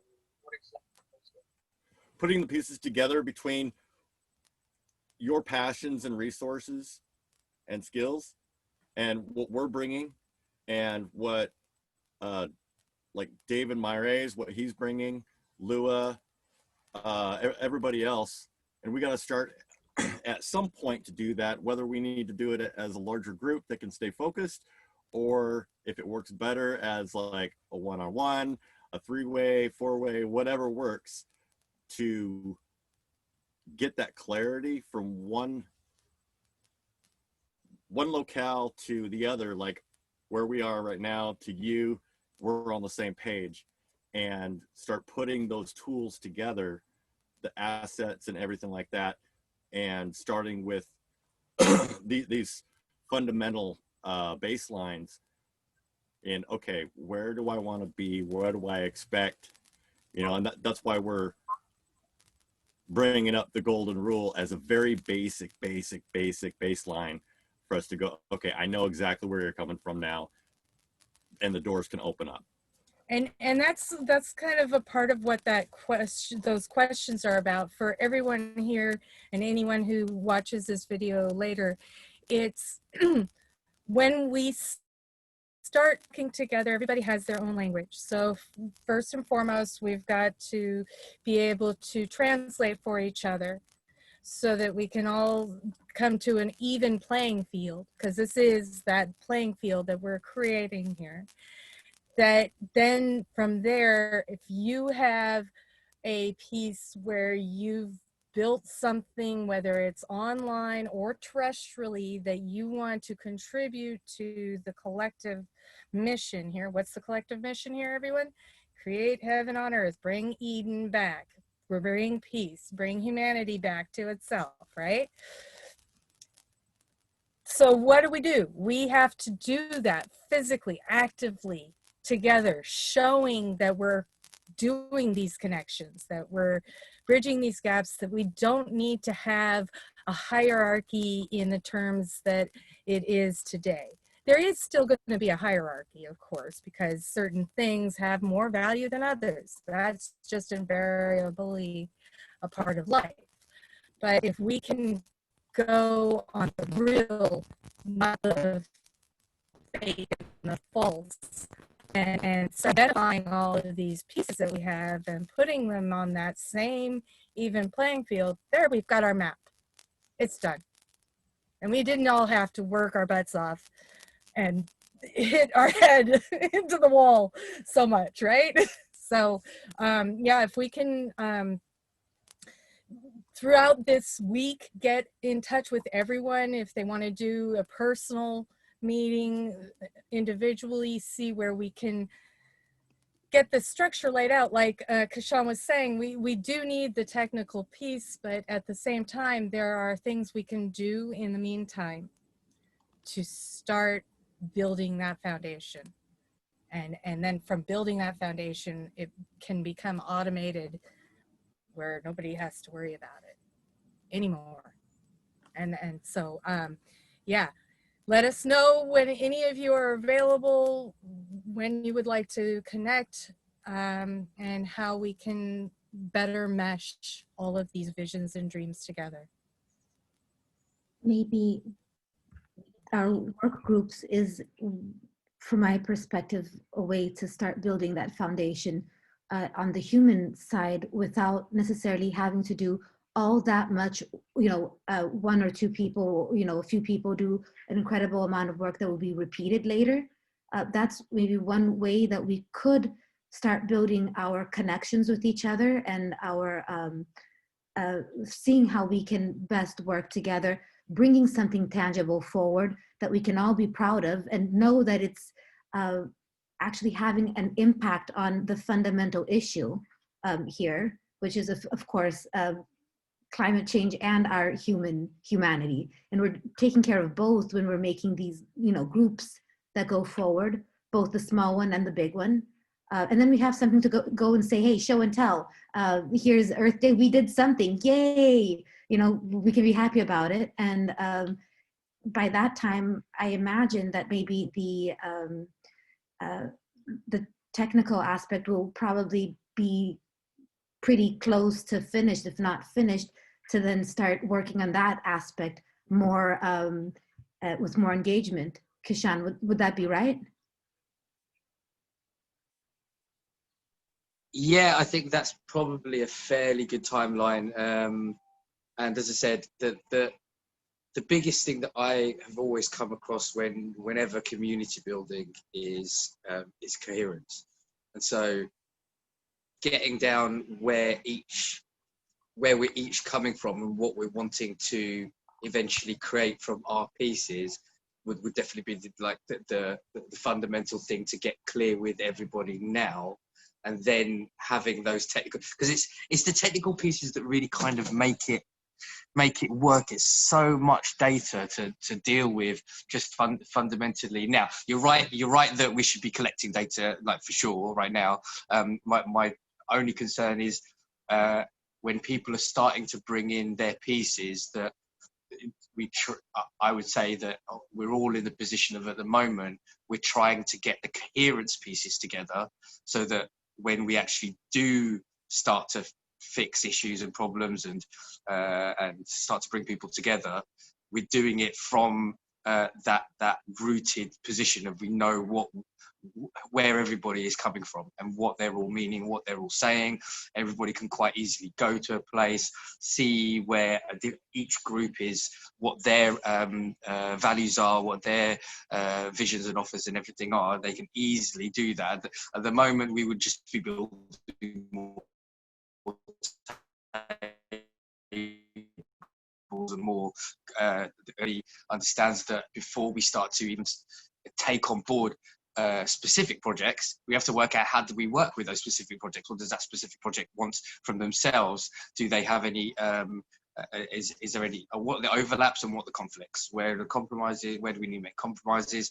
And then it's each individual project, as you were saying before, that then needs to kind of drill down into what their specific tasks are and what they're specifically trying to create and do they need to create their own specific agreements within that might be different from the wider group? Does that work as well? There's a whole bunch of these questions that we kind of need to ask of our own systems before, just to mitigate problems down the line. And it's the one thing that I always find is there are going to be a lot more people thinking exactly the same ways and trying to create the same things as well. And we just want to make sure we want to be able to support them, as well as seeing whether they maybe they just need to come into another group because they're there, they're wanting to think up of something, but they haven't spent time really going through working out the different, you know, the minutiae of all of those different things. So each group's done different amounts of work in different sort of sections of it.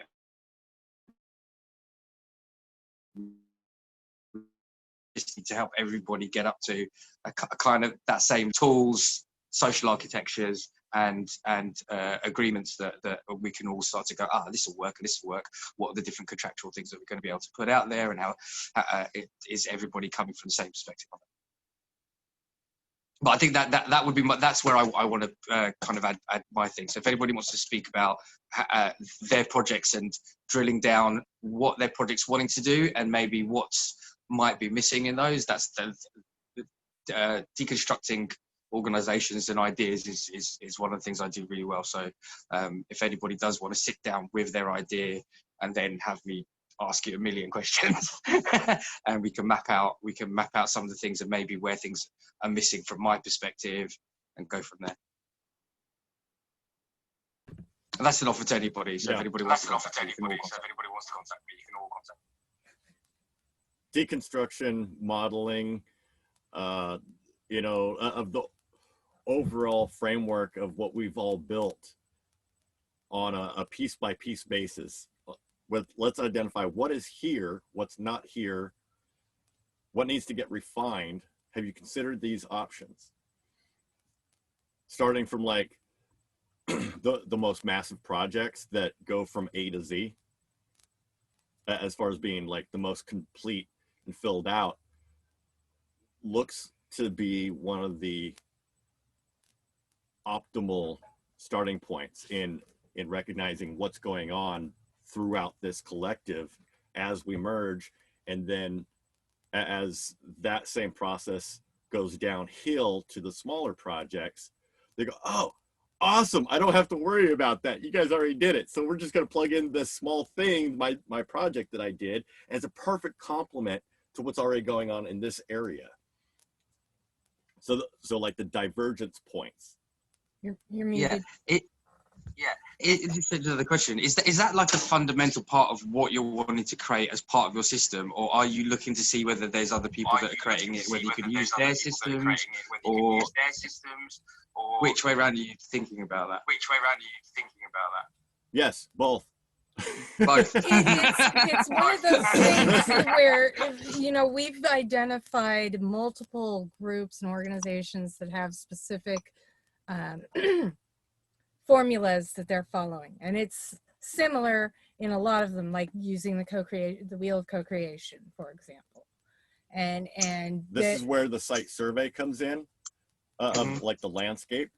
We need to know what's out there. We need to know what you as a group, or you as a group, or you as a group are doing, and where do those pieces fit and stack up and reinforce each other. And okay, we are going to remove any bias or judgment, just look at the data, and the more the data is confirmed, the more it gets rooted as an anchor. This is like the central ballast. So right? you know what would be really useful to you? If you give me a week, I think by the end of this week, we should have the tech pieces that we're going to use to design what you were talking about right now. I think that'll help. You might be able to plug in your information into that and use that data yourself as well. Yeah, and that could be that might be a lot easier. That might be a lot easier rather than trying to figure out how to build that on your own. If you just keep on collecting the information that you want, and then as soon as that's built, we'll see how that. Yes. We don't want to reinvent the wheel. We're not interested in reinventing. Yeah, exactly. That might be a good little crossover with our projects at the moment, and that'll help both of them right at the same time without having to like do too much. Let's like compromising of methodologies. Oh yeah. Oh yeah.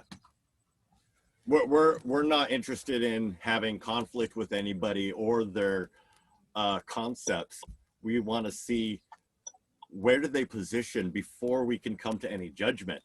You know, be informed, and then go, okay, as a buddy, as a friend, on the same level, wanting the same thing, if I'm going to put myself in your shoes, what do you want?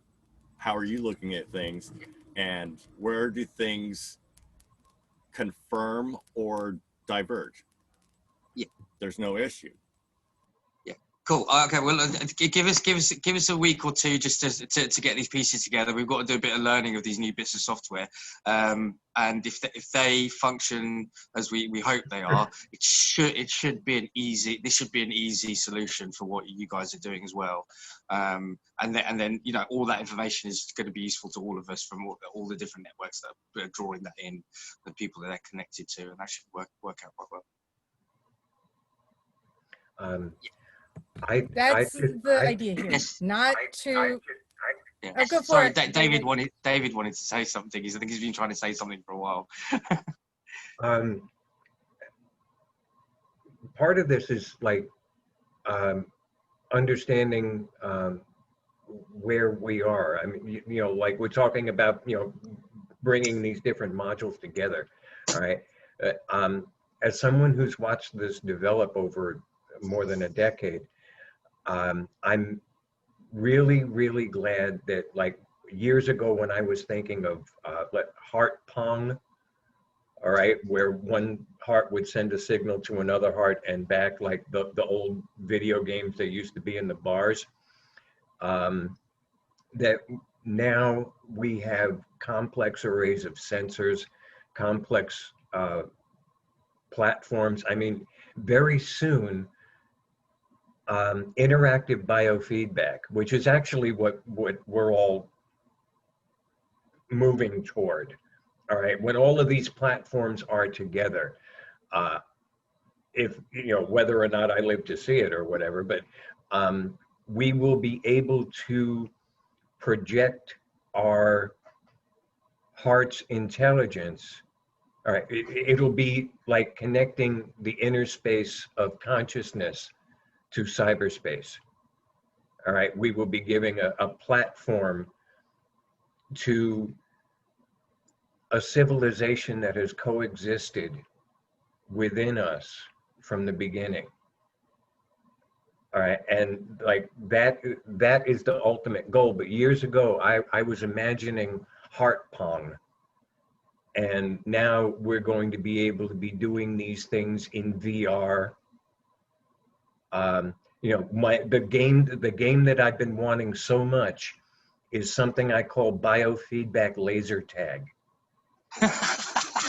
All right, where you know, everybody is a dot on the screen, and I can shoot a heart wave at you on the other side of the world, and you will feel it. All right, and people are just beginning to understand what goes on at inaudible frequencies. Consciousness takes place in the very low frequencies between 0.5 and 20 cycles. All right, so I'm just glad that, like, here people can get together and start bringing these modules together. All right, because like we are so close. We are so close. It's like popcorn. All right. Dan Winter calls it DNA implosion, all right, where your DNA just simply implodes to the superluminal. All right. Now, when that happens, someone has to be the first to go. I mean, someone's going to be the first kernel to pop. All right. Because the oil is being heated very, you know, with compassion and coherence. All right. That heats the oil. All right. And sooner or later, that first kernel is going to pop. And then you have the popcorn chain reaction. All right. And we are so close. So close. What do you think happens when it pops? Huh? What do you think will happen? Actually, all right, DNA implosion. All right, where all of a sudden you become this ball of light sitting in the chair. You know, I don't know whether that'll actually be on a visible spectrum, but where you actually become compassion, and like you become a light body. It's the next step in evolution is becoming the light body. I mean, that's what everybody's been waiting for the ship to hit the fan, and here it is. But it involves this shared heart resonance over the internet. All right, you can be sitting in a room with 50 people meditating. All right. And my heart may connect with someone on the other side of the room, but I won't know that. I won't know that I'm sharing resonance with someone, or 5 people are, vibrating at the same frequency. All right. But with these technologies, people will be able to see. All right. You can have millions of people on the screen, and you will see with the hearts dancing to the music. Each person is a dot on the screen. All right. And some hearts are colored red, some are blue, some are green. All right, and all of a sudden you see this coherence in the dance. All of these hearts are just connecting online over the internet in a way that you can verify it's because it's right there, it's measurable. All right, and people are coming from different directions, but I can tell you this is where it's going. All right, connecting hearts over the internet. So before I go, I just want to remind you that when you're listening to music, that electromagnetic field in your heart is keeping perfect time to that music. And if you're sitting in a car with some other person and you're listening to music, all right, both of your hearts are dancing in unison. Your heart will be beating at 55 beats a minute. Yours will be beating at 65, but you're both keeping time to the music, right? That is the first point of understanding. Right, at this, because that what you were seeing on my blue screen before extends 15 feet from the heart center in all directions. That's what heart math has been measuring. All right, and there it is. So that thing, that aura, is conscious in and of itself, and bringing that online, bringing that consciousness online, has been a dream of mine for since 1973. Right? I have to go, but buzz me whenever you're having these meetings, and I'll be glad to stop by. Thank you so much. Thank you, David. And I would say on another Lovely to part meet of you. that Lovely to meet you. we're all in alignment here when we're on this Zoom call. We are all having this similar heartbeat, and that resonance frequency is happening there. And quantum physics has already shown that even in remote locations, they can have people who have telepathic capabilities, and they can be measured for their telepathy in causing health and wellness in an individual who's 10 states away or whatever, and so the more that we can map this out and show people that we are connected, the quantum entanglement is real. What we feel when I share the law of one, it's, when I'm harmed, you're harmed too. You're feeling that harm whether or not you're acknowledging it. And if we can get people more awake in that understanding, we can shift to helping. We're all here in this space to help. Imagine millions, billions of people around the world wanting to do the same thing and having the tools to do it, not just think it, not just obsess on it because there's nothing to do physically, but to actually have the tools out there to do that. And so, yes, all these tools are very wonderful, useful for this interconnection to be verifiably visible to people. I would also caution everyone into remembering that there is always the possibility we don't have the same internet. It's breaking up, Lyra. Lyra, you're breaking up.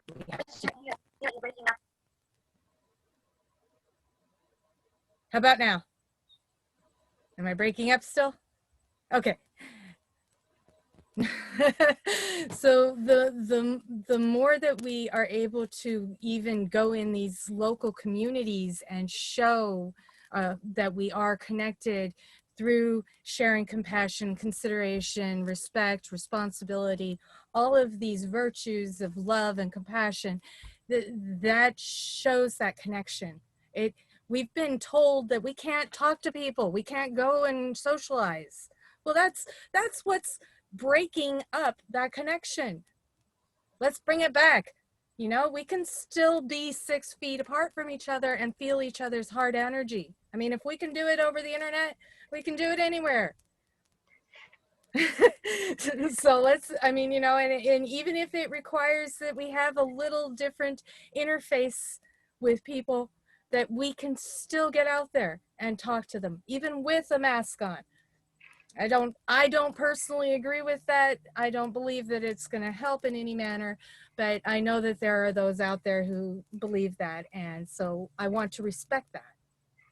I'm going to, you know, show my distance space, but still be able to engage in conversation and communication. Once we start talking with each other, they might change their mind. They might have a clear understanding.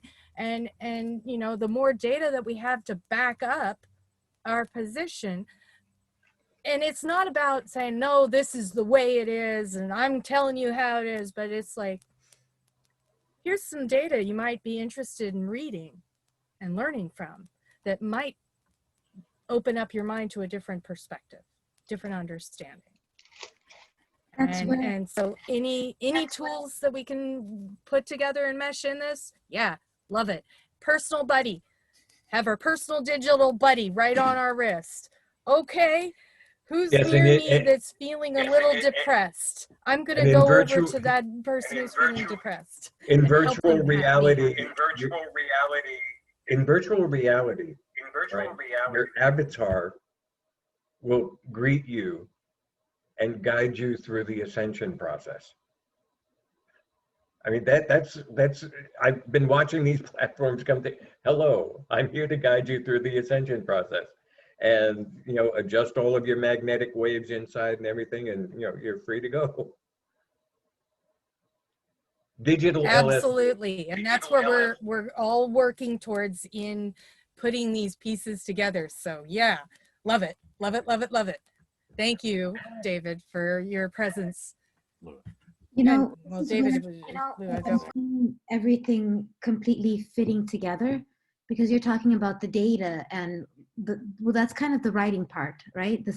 And then the ascension and the music, that's the consciousness part, and the structures and I mean, both of them are technology, but the structures, well, that's the human and the world part, and all of this happening together. That is going to be this coming back to our essence individually and socially and as a planet all at once. And that is the quantum leap. We are, in my perception, in the birthing process. So like in the birthing process, I don't know exactly what it is from experience, but I've heard that in the birthing process, it hurts and it's not that much fun. I can imagine that it's not that lovely. So if the world is looking like things are getting a little bit more unstable, could it be that it's simply that we're feeling inside of ourselves and seeing reflected in everything that's going on? And as soon as everything comes out and we are coherent inside of ourselves, we're coherent in small groups, and we're coherent in the large scale because of the technology that's supporting the coherence in the physical and the metaphysical. I can't even, this is beyond my imagination, and not much is beyond my imagination. Totally agree. Also, I think we'll get over this data thing. I think data is key, yeah, maybe in the beginning, but ideally we have data right now, right, about everything. And it's about making sense out of that data. And once sense is made from all the data that we have, it's gonna tell us, this whole data thing is not even that important. Listen to your heart and let's go. And let's just celebrate and build something beautiful, you know.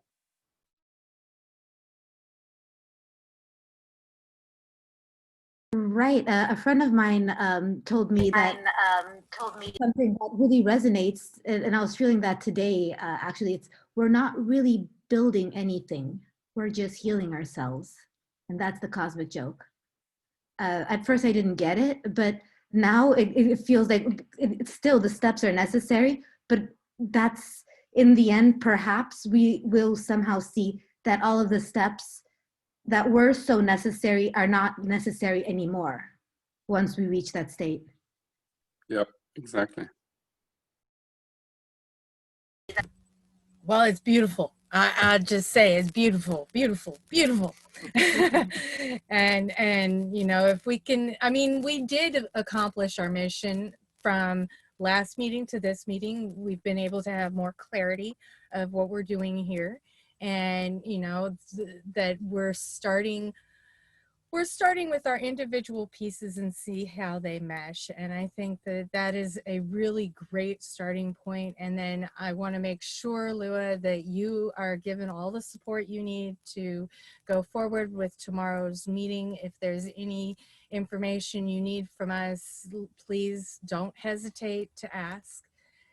And you know, I think that we should, the next mission should be about, I mean, there's actually a couple of missions here. So one mission is Nathan's going to be talking with Krishan about how we're going to mesh these two systems together, see how we can make them more easily accessible, and the Airtable and so forth. So I'll be working with that too.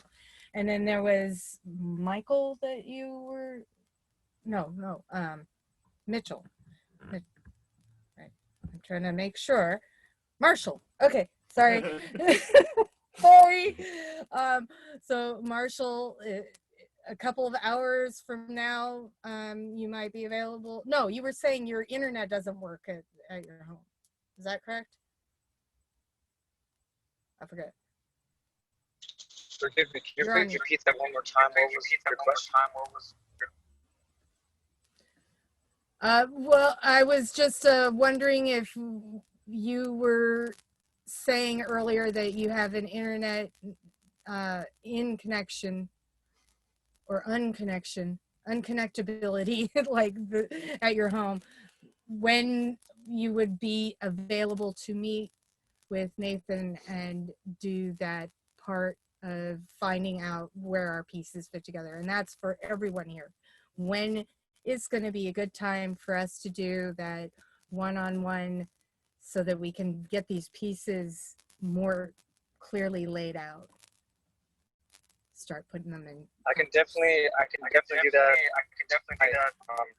Since I'm the road right now, the connection is not the greatest. I can definitely do that tonight. I can communicate with Nathan, and I would love to share more because my main background and focus are on regenerative business.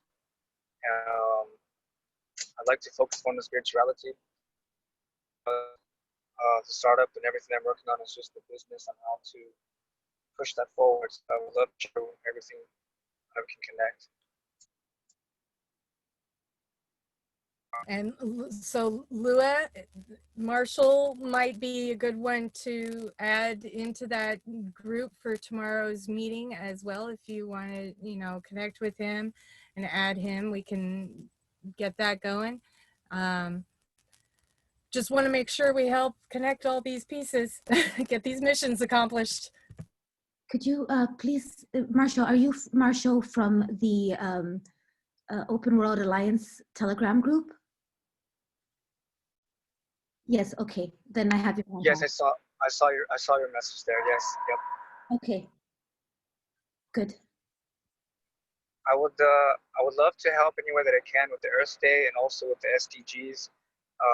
Part of my background, many years ago, I was part of the United Nations in Vienna, and I work with them. So if there's other ways that I can assist, please let me know. Please. Okay.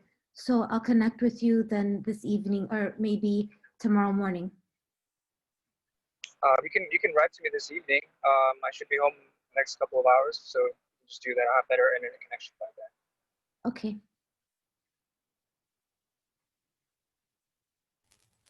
And so I was wondering if everybody could think, like, what mission for this group do we want to put forth for the next meeting that we discuss? Any missions are,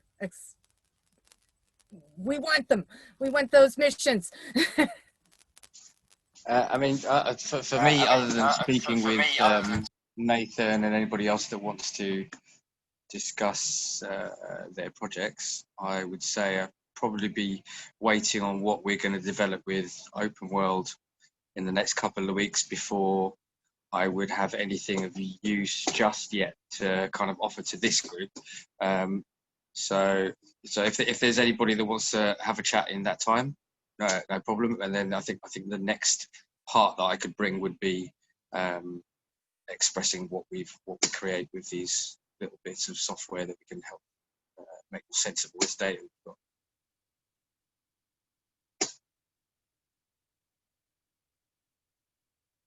I also think we should figure out some type of minimal viable way to visualize and collect our data in a fun way, and where it's like just natural and easy and not too much.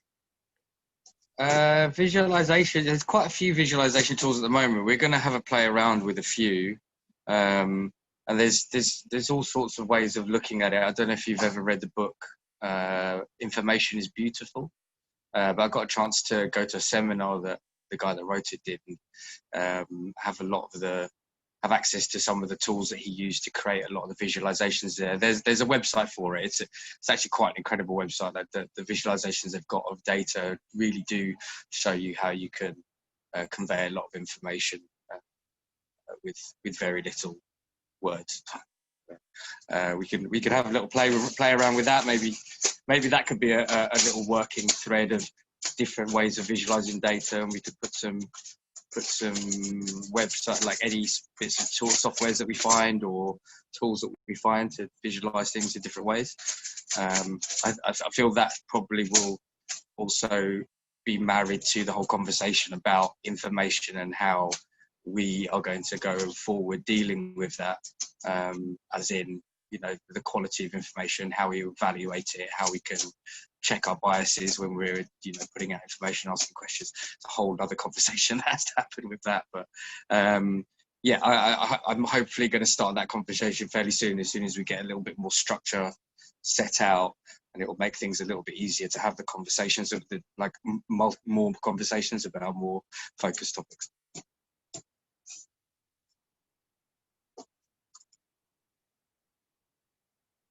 Thank you, Krishan. And so I'm writing down here, visualization of data collection, different ways of visualizing data collection and data tools, and then one-on-one meetings with each of you to be scheduled for the following week to review offerings. Maybe even a way where, like, we could just do that as a hand sketch, where, like, the way that we all fit together, like how each one of us sees us all interacting and how that's kind of working. Because at this point, I feel like Krishan is way into data, Marshall is in the homesteading, but then and sustainability, but then the other Michael was also into that, right? And then there's even another Michael Gaia, who was also into this concept space and connecting that with tokens. And then the data visualization, like David's hard variability could be one of those measures. So, you know, it's like we fit. It's just like, how do we all see that? Maybe that can be a fun drawing to do. So, can you define what homesteading is? I'm not understanding. What do you mean? Was that the word that you used, Marshall? I wasn't sure. I think it was more about sustainability and architecture, infrastructure, and all of these things, actual buildings, right? Yeah, the startup that I'm working on, we have two focuses. One is on infrastructure, definitely homesteading, and the other one is on business ecosystems. And my group is on innovation business ecosystems. Very nice. Would you be interested to also work with the other Michael that was in the group earlier? There was also, like, I don't know if you heard him. His parents are gonna next year buy something, and we have other people that are also into homesteading and all that. Would that be something? Probably, right? Because there's lots of sustainable groups. Definitely willing to work with anyone on this paradigm shift. And our main focus right now, which is a challenge, but it's a good challenge, is how do you go a step beyond sustainability to produce positive outcomes? So regenerative model, so to say. But yeah, I'm to answer your question, yes, I'm willing to collaborate and work and share. I was just putting in the chat about the creating the maps, as Michael is saying, of what our pieces are and doing a visual thing. We can use Miro or another mapping software. I've used Miro. It's a post board, or you can use it as a mind map, but it's a post board really. So we could do that, or we can use another program, whatever. We should probably agree on one to move forward with. I know Krishan was saying about Airtable, that we're going to work on that, but I'm not sure about that one at this moment. So I think we should be trying to be as platform agnostic as possible, and just drawings would also work. Like, for example, if someone just really beautifully, like with paint and draw something, I think that might be even better than Miro in some regards. Of course, in other ways, it might not be so good because it's not so linkable, but then you can take a picture and link it. But, you know, everyone has their own way. Maybe just whatever people feel that means to them, you know?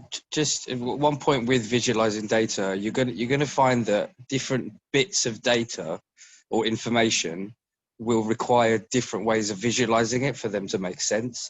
So it actually kind of makes I wouldn't worry about picking anything, like having to only use one thing to do everything in.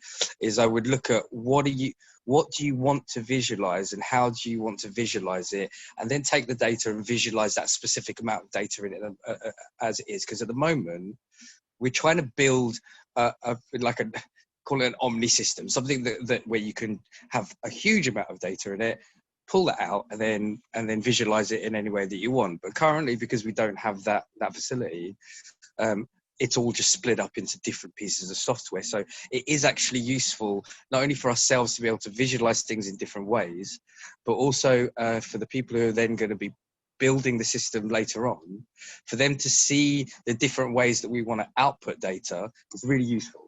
It's really useful for them to see, like, how do we want to use this information that we're going to be collecting. And so I would say that if you have if you can think of a way that you want to visualize some information, just do that. If you find a piece of software that you think is really useful and you go, oh, this could visualize this, do that. It's okay for us to do some double work right now. It's really useful for us to do that, in fact, as far as I can see at the moment, because it will give us a much clearer way of looking at how lots of different people see what we're looking, see what we're, the field that we're looking at the moment.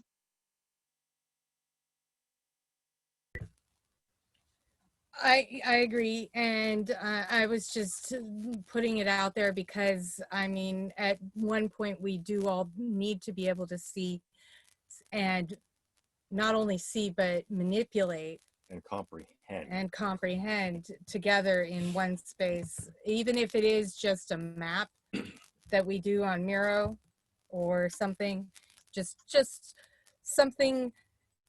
I mean, I use XMind. I like XMind because it has a whole bunch of functions for different pieces and linking and stuff, but it's not a shared platform. Like, you have to download it onto your computer, and then you have to save it as a PDF if you want to share it. You know, there are ways, just like with Miro and with Airtable, where they're siloed off behind like a paywall for the kind of features and abilities one would expect as a standard. Like the 5 megabyte upload limit that Airtable has on the free plan, or linking with a little bit of sense making or automation within Airtable. They're requiring you to pay for this extra specific feature, you know, which should be set for anybody. Cool. Yeah, I think that's what we're that's all fine. I think we can work that out. Like, we were looking at using Miro as well. So I don't see any problem with choosing one thing for a specific, like, we want to see this set of data, let's all be inputting into that one single one and doing that. And then if you want to see a different set of data, we could use something else and go, oh, we want to look at it like this. Yeah.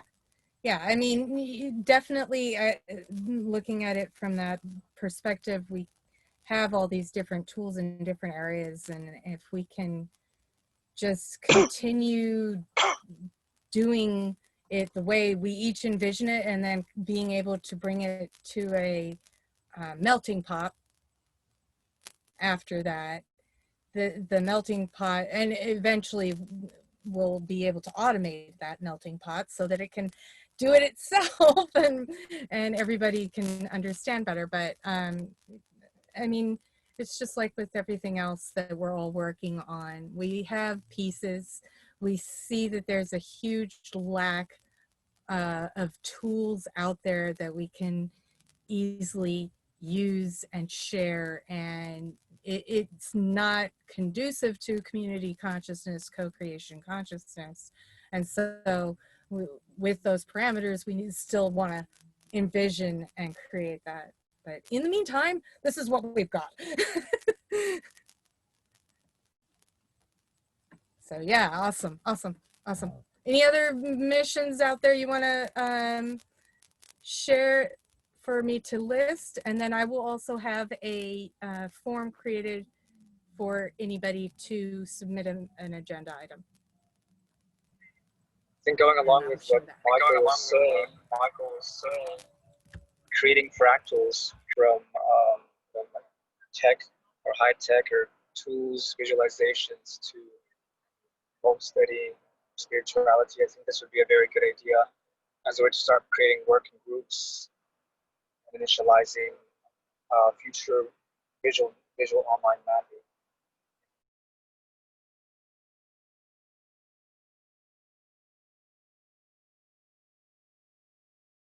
You mean like these multi-dimensional maps where we see where everything is fitting together in a dynamic way, even as it's changing? Well, until I heard, if I understood Krishan, he's going to be working on that this week. And I think one thing that we can do for ourselves as we head that direction is just within us in a group, creating fractals, either on a Google Drive with their groups of what commonalities we all share, which directions, as a way to have better team management and an overview of our general interests shared. So that was the original mission from this meeting here. Maybe in the group we can share a document that we prepare with our interests as well as mission, vision, offerings, and values. It doesn't have to be long, but then if we have this, then we can connect it more easily. So the data is helpful. Perfect. Yeah, forgive me. I wasn't looking a lot on this information when I joined. Forgive me on that. So if I repeated, thank you. That's okay, Marshall. Don't worry about it. And what I recognize here from what Louis is saying is, so our overarching mission for this group is to create a document that we can all participate in developing what this group is. what we're doing here and how we're going to collaborate together, creating that vision that we can then share and reference as we are progressing through the stages of this process. Yes. Is that kind correct? No, but that also makes sense. Yes, and also individually. So Krishan is interested in A, B, C. Krishan can offer A, B, C. Krishan's values are A, B, C, right? So not as an organization, individuals, and as an organization, this document, this personal document, then we can intermap and see, oh, maybe Marshall can help Krishan on A because Marshall and Krishan match on A, or Krishan can help Marshall on B or whatever. But this will be easier if we have the data and not just the spoken data, because we might leave something out that we don't have here. So if we each make a short written document and then share this in the group or in the Airtable, which I haven't figured out, or whatever, that would really be helpful for then us to map and be like, oh, we all share B. So we can co-create on B as a group. However, maybe node A and node B share interest D. Okay, so node A and node B will co-create on interest D, even if that's not the group interest. You see what I'm saying? Yes, I do, Lua, and that's where we started today, and thank you for bringing it back to that presence. And this is also about how we can work together, whether or not we agree on A or B. That there are still ways to work if we still share like our values. What's our value system here? Treat others as you want to be treated, love, compassion, consideration, honor, integrity, honesty, and so forth. There's 12 of them that I can't remember all of right now. So if, yes, we wanted to try to go through Airtable and have that done because it would automate these functions. And so I will resend that link when we fixed it. In the meantime, you guys, everyone can just, if they want to do it on Google Docs or DocX or OpenOffice or whatever, as long as it's readable through Google Docs, you can send it to greatworksalliance@gmail.com. Actually, could I send it to a shared group so that it doesn't get bottlenecked? Okay. Also, they can send it to you and you can make something else out of it. Yeah. So that we can get overstressed, overworked. It's already there. Hey, where is it? Anyone can grab it. There's actually, the other way we do this is we have a public folder on Google Drive. That works too. That people can, and I can make a folder specific for this intention. Okay. And everybody can drop in whatever document into this folder, but it also requires that you have a Google account. So, you know, if we can set it up where it's just a group on Telegram or something where it's just mission submissions, like that's all it's for, that could work as well. You know, again, we still have a bottleneck because we have somebody that needs to go through and read them and then collate them in their proper order. And yes, I know it takes a lot of time and we're working on it. All these tools we will have in the future. I foresee that all happening very quickly. So life will be so easy. But so, yeah. What do you think will be the easiest way? Would a Google Drive be easiest, or would a Telegram group be easiest? What's easiest for you? Well, for us, it would be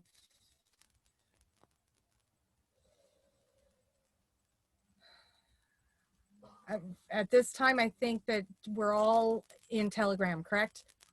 Yeah. Every one of us has, and we're all in the open world group. So if there can be I don't know, a subgroup made out of that or something. We'll figure it out. We'll figure it out. But yeah, it's because I know not everybody has a Google account. So it's like, and we don't really want to be relying on Google for everything. We do want to be able to have it less monitored than what Google does, because we all know they're looking at all this stuff. So try, I guess, in Telegram for right now. Okay. If you are unable to do it anywhere else, Telegram will be fine, but we need to have a group specific for mission submissions. Or we could have a group specific for this. And we put mission submission here and figure out the Airtable and then migrate. Yeah. Yeah, sure. All right. I think we're in agreement on that. And was there anything else that we want to talk about before we close this meeting? Not from my side.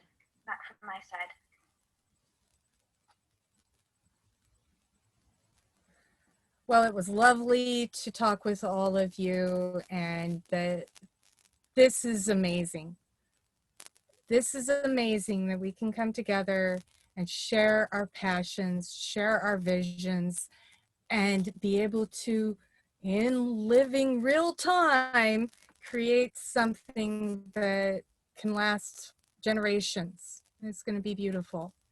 And I'm glad that you all have put your focus and energy into this new shift that we're all a part of.